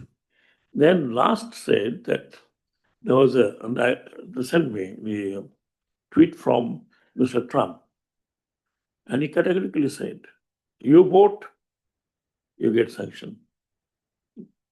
She must be knowing it very well. You vote, you get sanctioned. So send me, sir, what should we do? Because they are pressurizing us. You don't have to remain silent. You have to either say yes or say no. So this team was absolutely puzzled what to do. So I said, we are no David. Do not fight with Goliath. So they understood they had to, ultimately it was deferred for another 1 year. And I don't know next year what's going to happen. What I'm trying to say that the three speakers have talked about the blue economy and the ocean itself and the pollution. Now, this is one pollution area where but then somebody said in our country particularly, don't go to Bay of Bengal, just go to Buriganga riverside, go to Sodorghat and you see what dirt it is. I've been 1 year, I've been requesting our all ministries that please help me cleaning Buriganga. But they say 15-meter is the polythene. Just 15 meters is polythene. And I don't have grabbers to take it out. Even if you take it out, what do you do with it? Where do you throw? Today, my biggest problem is if I draise, where do I put the draise material? If it is sand, it is sold, otherwise not. Look at the Bay of Bengal. Every day, every year, the debris are going, and every time we say there's আরেকটা বাংলাদেশ উঠে আসছে আরেকটা বাংলাদেশ উঠে আসছে মানে কি মানে their shore is going shore shallow হয়ে যাচ্ছে and marine life is getting away from shore চলে যাচ্ছে এবং আমাদের sorry I may be irrelevant but I'm giving you some my of thought কিছুদিন আগে আমাদের এখানে খুব হইচই পড়লো যে তেঁতুলিয়া নদীর উপরে ব্রিজ দিতে হবে এখানে কি অবাঙালি কেউ আছেন নাকি who doesn't understand বাংলা জাতি শুনবে জাতিকে আপনারা কি শোনাবেন তা তো আমি ঠিক জানি না তো আমরা খুব ফন্ড অফ আমরা খুব ব্রিজ বানাতে ওস্তাদ কিন্তু ব্রিজ বানিয়ে কি হলো আমরা চিন্তাও করলাম না ব্রিজটা কি প্যাটার্ন হবে হ্যাঙ্গিং হবে সাসপেন্ডেড হবে না টানেল হবে পদ্মা সেতুর নিচে গিয়ে দেখেন পলি পড়ে গেছে আরো কিছু বছরে কিন্তু এই পদ্মা সেতু বন্ধ হয়ে যাবে বন্ধ যদি হয় তাহলে what will happen to eco environment তো আমাদের এখানেও ভোলার লোকজনের প্রচন্ড দাবি তারা গ্যাস দেবে না ব্রিজ না হলে তো আমি একজনকে বললাম যে ভাই আপনারা তো ব্রিজ ডিমান্ড করতেছেন আপনারা টানেল ডিমান্ড করেন না কেন ব্রিজটা যখনই আপনি বানাবেন তখন এই যে ইলিশ নিয়ে এত হইচই করছেন that is the area of ilish প্রজনন হয় তো সেই নদীটা যদি মরে যায় তাহলে এই ইলিশ যাবে মিয়ানমারে অলরেডি মিয়ানমারে চলে গেছে ইলিশ আপনাদের মনে আছে আমার মনে আছে যে আমরা একসময় প্রথম শুনতাম পদ্মার ইলিশ ইলিশ বলতে আমি মাছের কথা বলছি I am not talking about only ilish পদ্মার কোনো ইলিশ হয় না বাজারে আপনাকে বলে পদ্মার ইলিশ আমাকে একজন দাঁড়ায় বলেন যে পদ্মাতে আপনি কোনো ইলিশ দেখেন নাই একসময় হতো যখনই আপনার আমাদের প্রতিবেশী রাষ্ট্র বার্তা দিল ইলিশ ইজ গন ইলিশ কোথায় আসলো পরে শুনলাম যে এটা ইলিশ চাঁদপুরে পাওয়া যায় এখন চাঁদপুরে ইলিশ পাওয়া যায় না কেননা যে পলিউশনটা আমাদের ইন্ডাস্ট্রিয়াল বেল্ট থেকে বুড়িগঙ্গা হয়ে আপনি যদি লঞ্চে যান তাহলে আপনি দেখবেন যে একদম ফতুল্লা পর্যন্ত বা বিয়ন্ড দ্যাট এই কিছুদিন পরে আপনি নাকে রুমাল দিয়ে আপনি লঞ্চে চড়বেন এত দুর্গন্ধ হয়ে যাবে আর পানি এমন হয়েছে বুড়িগঙ্গার একসময় শুশুক বলে একটা সুইট ওয়াটার ডলফিন ছিল that sweet water dolphin is no more there they're extinct because of this আমি কেন বলছি যে আমরা জাতি হিসাবে অত্যন্ত নোংরা উই ডোন্ট রিয়েলাইজ আমরা কি করি বিদেশে যান আপনি পকেটে রাখেন কাশি কুশি দিয়ে পকেটে রাখে যেহেতু গেলেই বাইরে ফেললেই ফাইন কিন্তু দেশে আসেন এয়ারপোর্টের নামার সাথে সাথে যত রকমের যা আছে সবগুলো আপনি চারিদিকে ফেলেন তো আমাদের সেন্স একজন বললেন যে সমস্ত আমি লঞ্চ ঘাট তৈরি করলাম সকালবেলা গেলাম যে পরিষ্কার পরিচ্ছন্ন রাখার জন্য যে দেখি লঞ্চের ভেতর থেকে যে ড্রাম ছিল ময়লা ফেলাবার, ওইটাকে নিয়ে ঠিক ওই ঘাটের পাড়ে নদীর মধ্যে ফেলছে। তো তাৎক্ষণিক আমি পুলিশকে বললাম ওই ধরে নিয়ে আসো। পুলিশ দৌড়ে হতো, তাকে ধরেছে, মামলা টামলা করেছে। সদরঘাটে যা দেখেন একই জিনিস, প্লাস্টিক ভাসতেছে, বটল ভাসতেছে, অন্যান্য প্লাস্টিক ভাসতেছে। লঞ্চে যেমন উপর থেকে পানি টানি খেয়ে ধূপ করে পানির মধ্যে ফেলে দেয়। তো এই অবস্থাতে আমরা where these are going, বুড়িগঙ্গাতে ফেললেন আপনি, where these are going into the ocean, and ultimately আপনি ওশানে যা দেখেন যে প্লাস্টিকের কি অবস্থা। আমাদের শুধু বাংলাদেশ বলে না, তাই হচ্ছে world over. What to do, এগুলো আমাদের মনে হয় যারা রিসার্চার আছেন তারা ডেফিনেটলি চিন্তা করবেন। আমরা যখন ব্লু ওয়াটারের কথা বলি, ব্লু ওয়াটারে গিয়ে কি হবে? আপনি মাছ যদি না পান, বা ব্লু ওয়াটারের যে যে মেরিন লাইফ আছে সেটা যদি না পান, এমনি আমাদের ক্যাপাসিটি নেই। আমাদের ব্লু ওয়াটারের সবকিছু ধরে নিয়ে যাচ্ছে এদের ভারত অথবা থাইল্যান্ড, মাঝে মধ্যে অনেক দূর দূর থেকে পাওয়া যায়। তো আপনি যেমন আটলান্টিকে যাবেন, আটলান্টিকে যান পরে, আগে ইন্ডিয়ান ওশনে যান। সেই ক্যাপাসিটি আমাদের নাই, সেই ক্যাপাসিটি ডেভেলপমেন্ট হয়নি। আমার ব্যক্তিগত অভিজ্ঞতা হচ্ছে আমরা সব পেপারের মধ্যে আছে। পেপার বাংলাদেশে ইজ ফাইন, এভরিথিং যত ইন্টারন্যাশনাল কনভেনশন আছে, যা আছে একেবারে মানে আমার মতো সাধারণ মানুষরা পড়ে বুঝতে পারে না হোয়াট ইট ইজ। লোকজন আছে, ইনস্টিটিউট তৈরি হয়ে আছে, but I am sorry, it's not functional. আজকে কথা না, আমরা তো মাত্র অল্প কয়েকদিন, ওই শুরু থেকে পলিটিক্যাল স্লোগান হইতে এই পর্যন্ত আসছে। মানে কাজেই আপনি যে যখন এই পলিউশন, ব্লু ওয়াটার এগুলোর কথা বলেন, ব্লু ওয়াটারের বিশাল পেপার আছে। আপনি দেখবেন যে প্রত্যেক intellectual will talk about blue water. The Navy will talk about blue water. Commodore has talked about blue water. Ask him if there is any institution which can really take care of it, or আমাদের capacity আছে to go beyond shoreline. I may be wrong, but let him reply. যে শোরলাইনের বাইরে যাওয়া গিয়ে আমাদের কতখানি privately আছে কিছু, but they can't go beyond 100 nautical miles. তো আমরা যেগুলো কথা বলছি এগুলো প্র্যাকটিক্যাল করার জন্য যে যা প্রয়োজন সেটা কিন্তু আমরা করছি না। আমাদের একাডেমিক ডিসকাশন, একাডেমিক নলেজ প্রচুর আছে, we can go and in the international seminars and we can place, কিন্তু আমরা প্র্যাকটিক্যালি আমরা কোনো কাজ করছি না। সরকার তো একটা স্থবির পদার্থ, গভর্নমেন্ট ক্যানট ডু এভরিথিং। আমার নিজস্ব আইডিয়া, আমি শিপিং মিনিস্ট্রিকে বারবার বলছি যে সরকার কিছু করতে পারে না, they cannot run anything, they don't know the business.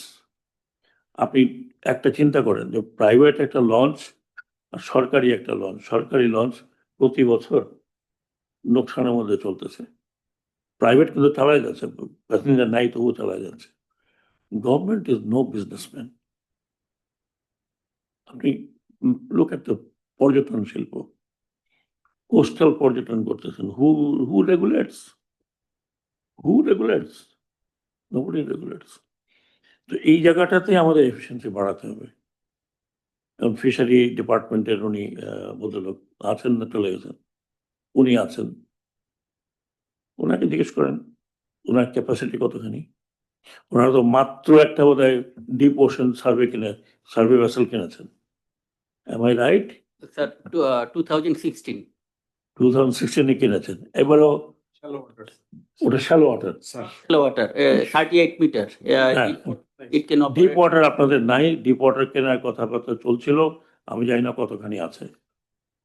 So আপনি যে সার্ভে করবেন, আপনি যে নেভি বোধ একটা এইবার ইউকে থেকে একটা, হ্যাঁ একটা সেকেন্ড হ্যান্ড একটা নেভি নিচ্ছে, ওইটা on process, I know that. কিন্তু এই যে আপনাদের ফিশারি ডিপার্টমেন্ট, আপনারা কেন এখন পর্যন্ত একটা ডিপ সি সার্ভে শিপ কিনতে পারলেন না? কেন কিনতে পারলেন না? মানে কেন আপনারা এটা ইনিশিয়েট করেন নাই? দিস ওয়াজ দ্য টাইম যেখানে আমি শিপিং মিনিস্ট্রির জন্য almost every project I got through. আপনারা যদি প্রথম থেকে শুরু করতেন তাহলে বাই নাও এটা আপনারা কিনতে পারতেন। সেটাই নাই, সার্ভে নাই। যখন সার্ভেই নাই, একটা তো কেনেন, 10-15টা না কেনেন, একটা কেনেন। একটা যদি আমরা এই সুযোগ গেল, কিন্তু এই সুযোগ গেল। এরপরে দেখবেন যে কত রকমের, আমরা তো জানি আমাদের দেশকে, আমাদের দেশের লোককে, আমাদের দেশের রাজনীতিকে কতখানি রাজনীতি ঢুকবে এর মধ্যে। এই সময় গেল, আপনারা যদি শুরুর থেকে ইনিশিয়েট করতেন তাহলে ডেফিনেটলি এখন হয়তো আপনার ক্লাস। আমি আপনাকে একটা এক্সাম্পল দিই। জানুয়ারিতে আমি BSC Bangladesh shipping corporation, we should feel proud of it, broken down institution. 35টি জাহাজ ছিল, যেতে যেতে যেতে মতো 5টা ছিল।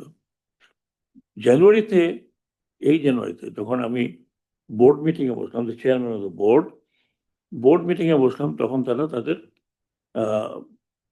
ইকোনমিক কেটা দিল যে তারা how much money they have earned with 5 broken sheep.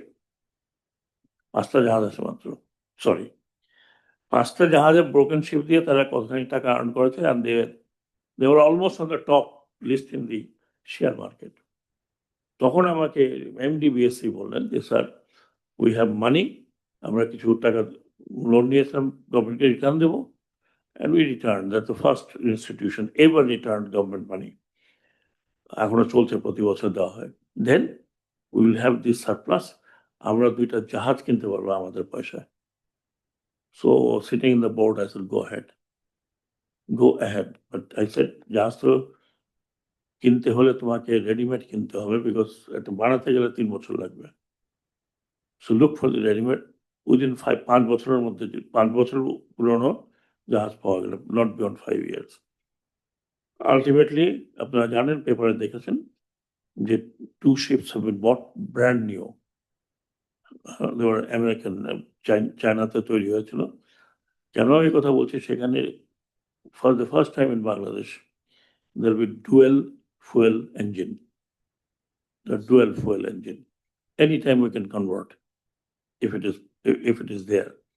So এখন যেটা হয়েছে, আমি ওদিন শিপ ওনার অ্যাসোসিয়েশন বললাম, 7% VAT ছিল, 7.5% VAT. When they told me, I fought with it. I told NBR, the 7.5% VAT দিলে বাংলাদেশে শিপিং লাইন বড় হবে না। It has been waived off. বললাম যে it has been waived off. তো 1 বছরের মধ্যে। আমি কেন এই কথা বলছি, যে আমাদের এখন চিন্তা করতে হবে যে ভবিষ্যতে আমরা কনভেনশনাল ইঞ্জিনের শিপ কিনবো না আমরা ডুয়েল ফুয়েল কিনবো, যাতে উই ক্যান চেঞ্জ। না হলে হঠাৎ উই ক্যান বি কট আনঅ্যাওয়্যার, এবং তখন দৌড়াদৌড়ি পড়বে যে আমরা করবো না এটা। Similarly ship breaking. আমি এই জায়গায় ইনভলভ, সেই জন্য আমি এই কথাগুলো বললাম। তারপরে মার্পোলের তো অনেক বিষয় আছে, যে বিষয়গুলো আমরা এখনো অ্যাড্রেস করতেই পারিনি। ওকে, দিস ইজ হোয়াট এটা আমি যেটা বলতে আসবো। লাস্টলি আমি যে কথাটি বলবো, আমি একটা ম্যাপ দেখালেন কমোডর মাহমুদুল হোসেন, যেখানে entire activities for blue economy হবে। It's easier then said. কারণ ওই জায়গাটা যতটুকু আপনি দেখিয়েছেন, in the bay of Bengal, এটা একটা very complicated area, very complicated area. এখানে আপনাকে যদি actually you have to operate and to get into the blue economy from there, then you have to change our societal pattern. Because ওই জায়গাতে আপনি দেখবেন লক্ষ লক্ষ নৌকা, they go deep sea, এবং deep sea বলতে আমি যতটুকু বুঝি 20 কিলোমিটার, 30 কিলোমিটার, 40-50 কিলোমিটার, অনেকে আবার 100 কিলোমিটার যায়, those are our fisheries.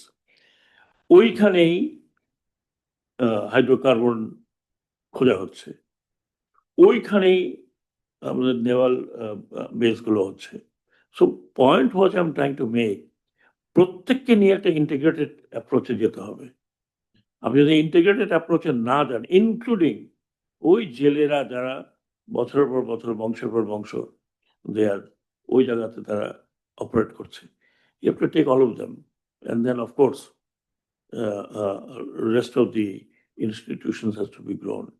তা আমি লাস্টলি কথা বলবো যে আমাদেরকে our future is in blue economy because আমাদের যে ল্যান্ড এটা সংকুচিত হয়ে আসছে আমরা বলি 160 million maybe 200 million I don't know আমার কথা বলে 2 কোটি লোক ঢাকায় I don't think 2 কোটি লোক ঢাকায় 5 কোটি লোক ঢাকায় হতে পারে it may increase and then of course the threat of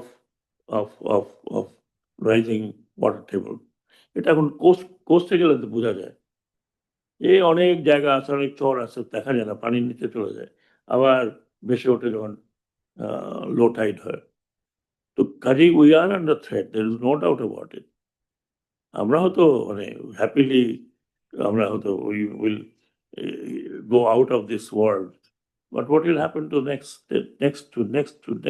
generation they will tell that we did nothing and we couldn't catch up with the rest of the world আমি জানি না rest of the world কি করবে and rest of the world এর মধ্যে এখন মারামারি হচ্ছে যে fossil fuel or renewable energy এবং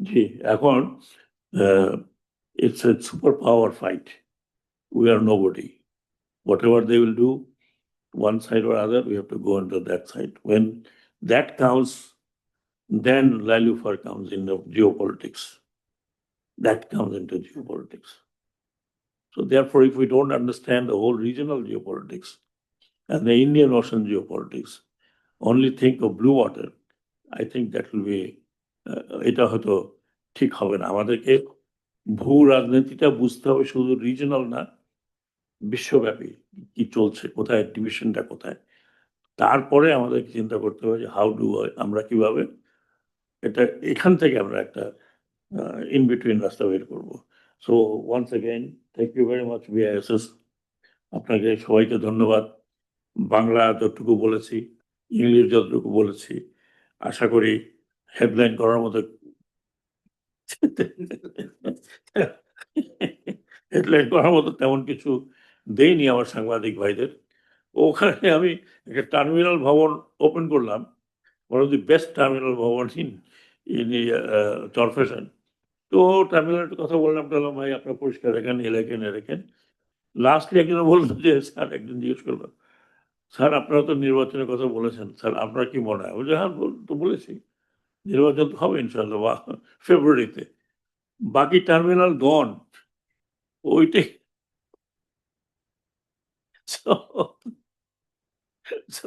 ভাই আপনি দেশবাসীকে কি জানাবেন ভালো কথা জানেন না they are very good people otherwise thank you very much once again and thank you জি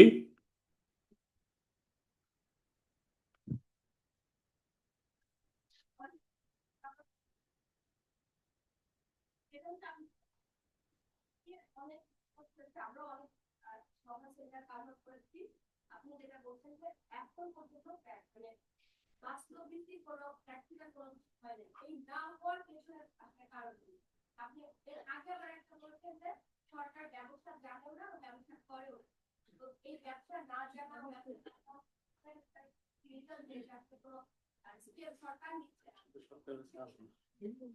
না আমি এটা আমার মতামত দিয়েছি আপনি তো মানে সাংঘাতিক মানে আপনি তো আপনারা আমাকে যেখানে পান কোথাও ছাড়েন না যা দেখা যাচ্ছে আমি বলেছি গভর্নমেন্ট একটা সরকার কিন্তু ব্যবসার জন্য ডিজাইন না একটা সরকার হচ্ছে প্রোভাইডার একটা সরকার হচ্ছে পলিসি মেকার একটা সরকার হচ্ছে বিজনেসকে অ্যাডভান্স করার জন্য যা যা করা দরকার তাই করবে গভর্নমেন্ট তো এখন ডিপ সিতে গিয়ে মাছ আহরণ করতে পারবে না করে সেটা বিক্রি করতে পারবে না আমরা করি আমাদের দেশে একসময় ব্রিটিশরা ছিল এভরিথিং ওয়াজ গভর্নমেন্ট আমরা সেই জায়গায় আছি আপনি জানেন বিশ্বে বহু দেশে railway is not run by the government railway is not government railway লাইনটা হচ্ছে সরকারের সরকার ভাড়া দেয় অপারেটরকে দিচ্ছে এই যে আমি প্রায় চিৎকার শুনতেছি আরে পোর্ট দিয়ে দিল রে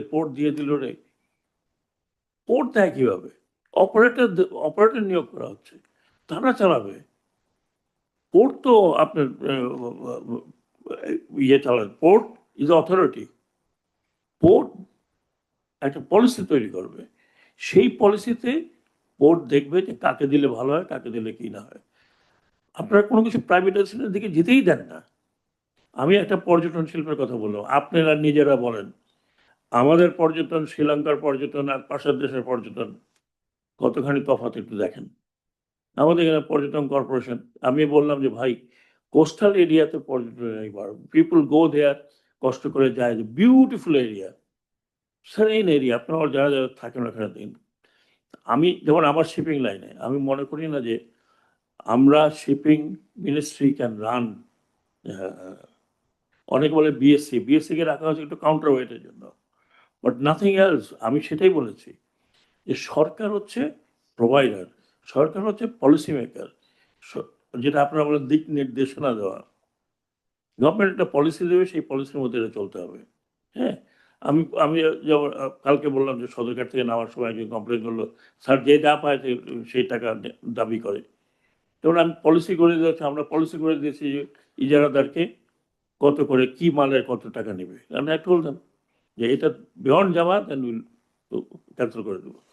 সেটা প্রথম কথা আমার ছিল। যে আমি এখনো মনে করি, যদিও আমার কাছে হাতে তো সময় নেই, আপনি দেখবেন যে অনেক কিছুই আমি চেষ্টা করছি যাতে প্রাইভেট অপারেটরকে দেওয়া যায়, কারণ উই ক্যান রান। আমরা ফেরি চালাই, এই ফেরির মধ্যে যে কত রকমের ঝামেলা আপনারা নিজেরা জানেন ভালো করে। So government is not design to do the business. ব্যবসা করবে private sector, government will regulate them.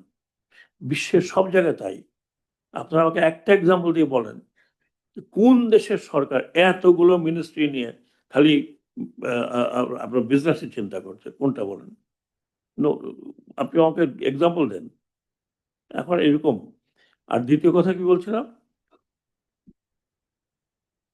শোনেন ব্লু ইকোনমি কেন হয় না, এটা আমার কাছে সোজা আনসার।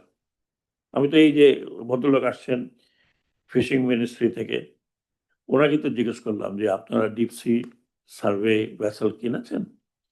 এবার প্রধান উপদেষ্টা গেলেন ইংল্যান্ডে, গিয়ে উনি নিলেন, সেটা দিলেন নেভিকে। Of course navy will do much better, নেভির সাথে ওনাদের কানেক্টেড হতে। বাট এই একটা বছর বা 1.5 বছর হতে পারে ওনারা তো শ্যালো ওয়াটার কিনেছেন, ডিপসি বোধহয় ইনিশিয়েটিভ করেন এখন পর্যন্ত, করেছেন?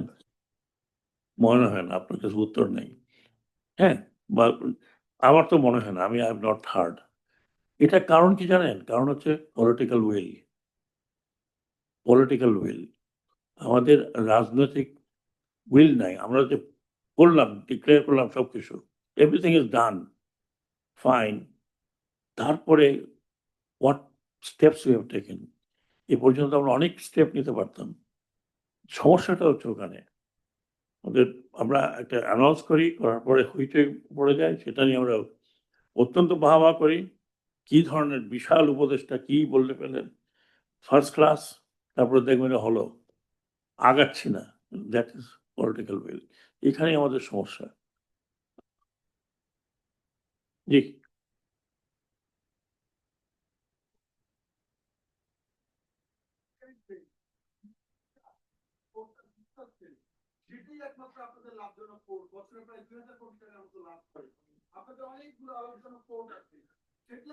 আপনার কি মনে হয় এখানে অলাভজনক হলে আমরা দেব? 2000 কোটি টাকার উপরে না পেলে আমরা দিব? আপনি তাই মনে করেন? যাইবেন, জানবেন when it comes। স্যার যাই জানতে পারবেন। একটা মাত্র আজকে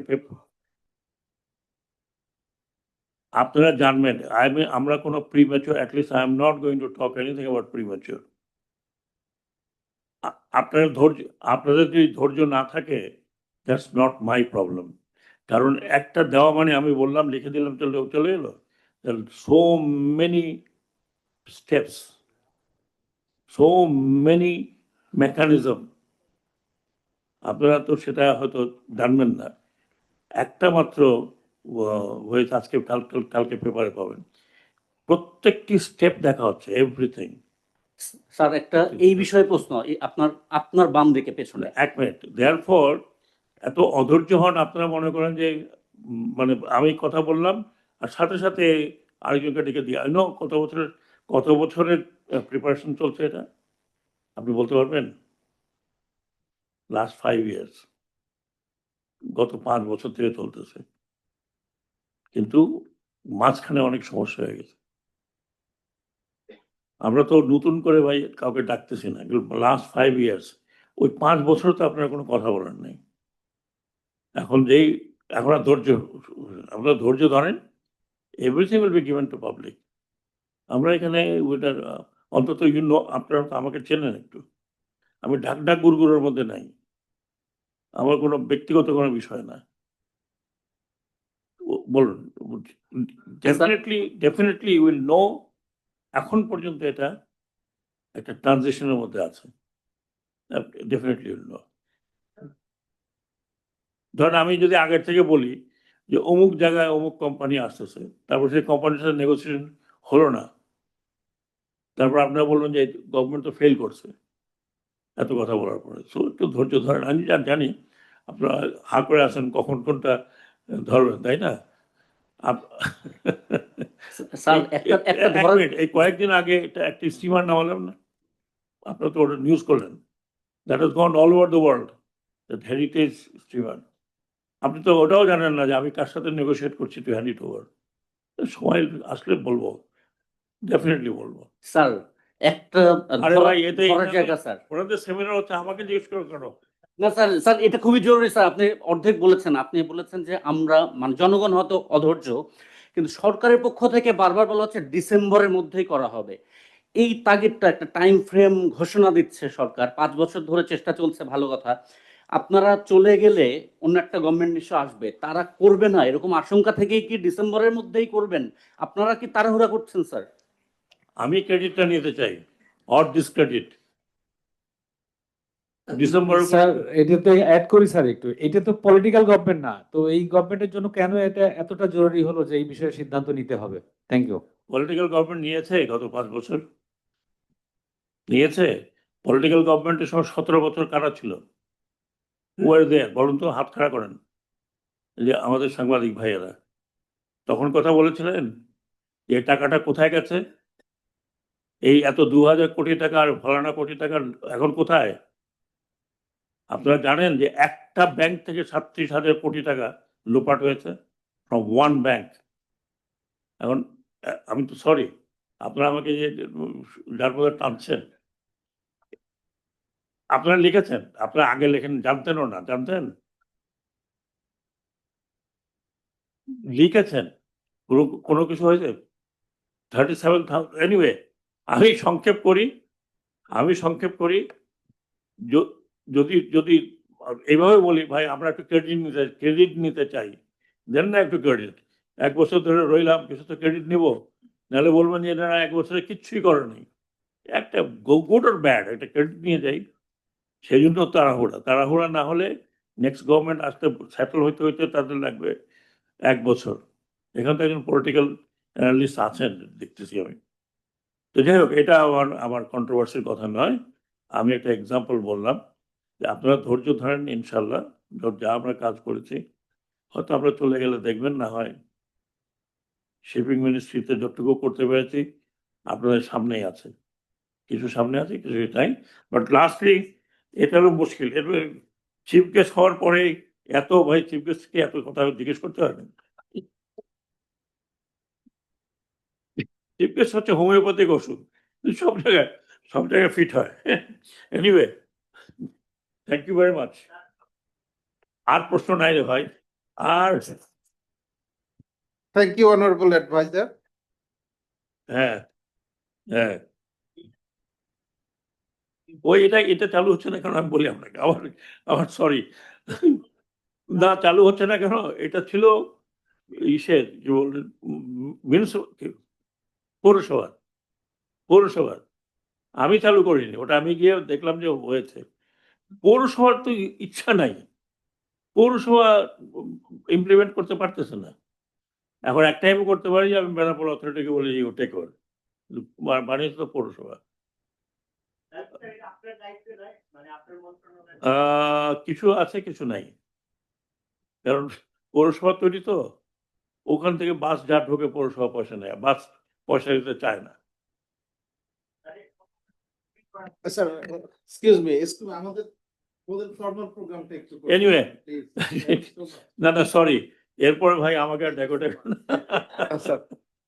স্যার আমি শুধু একটা রিকোয়েস্ট করব মিডিয়া পার্সোনালিটিস যারা আছেন, যে অন্তত আমরা আজকে যেই বিষয়ের উপর সেমিনার করেছিলাম ওইটা আপনারা ঠিক রাখেন, অন্য কোনো হেডিং দিয়ে আমার সেমিনারটা অন্যদিকে নিয়ে যায় না। That is only request from BISS।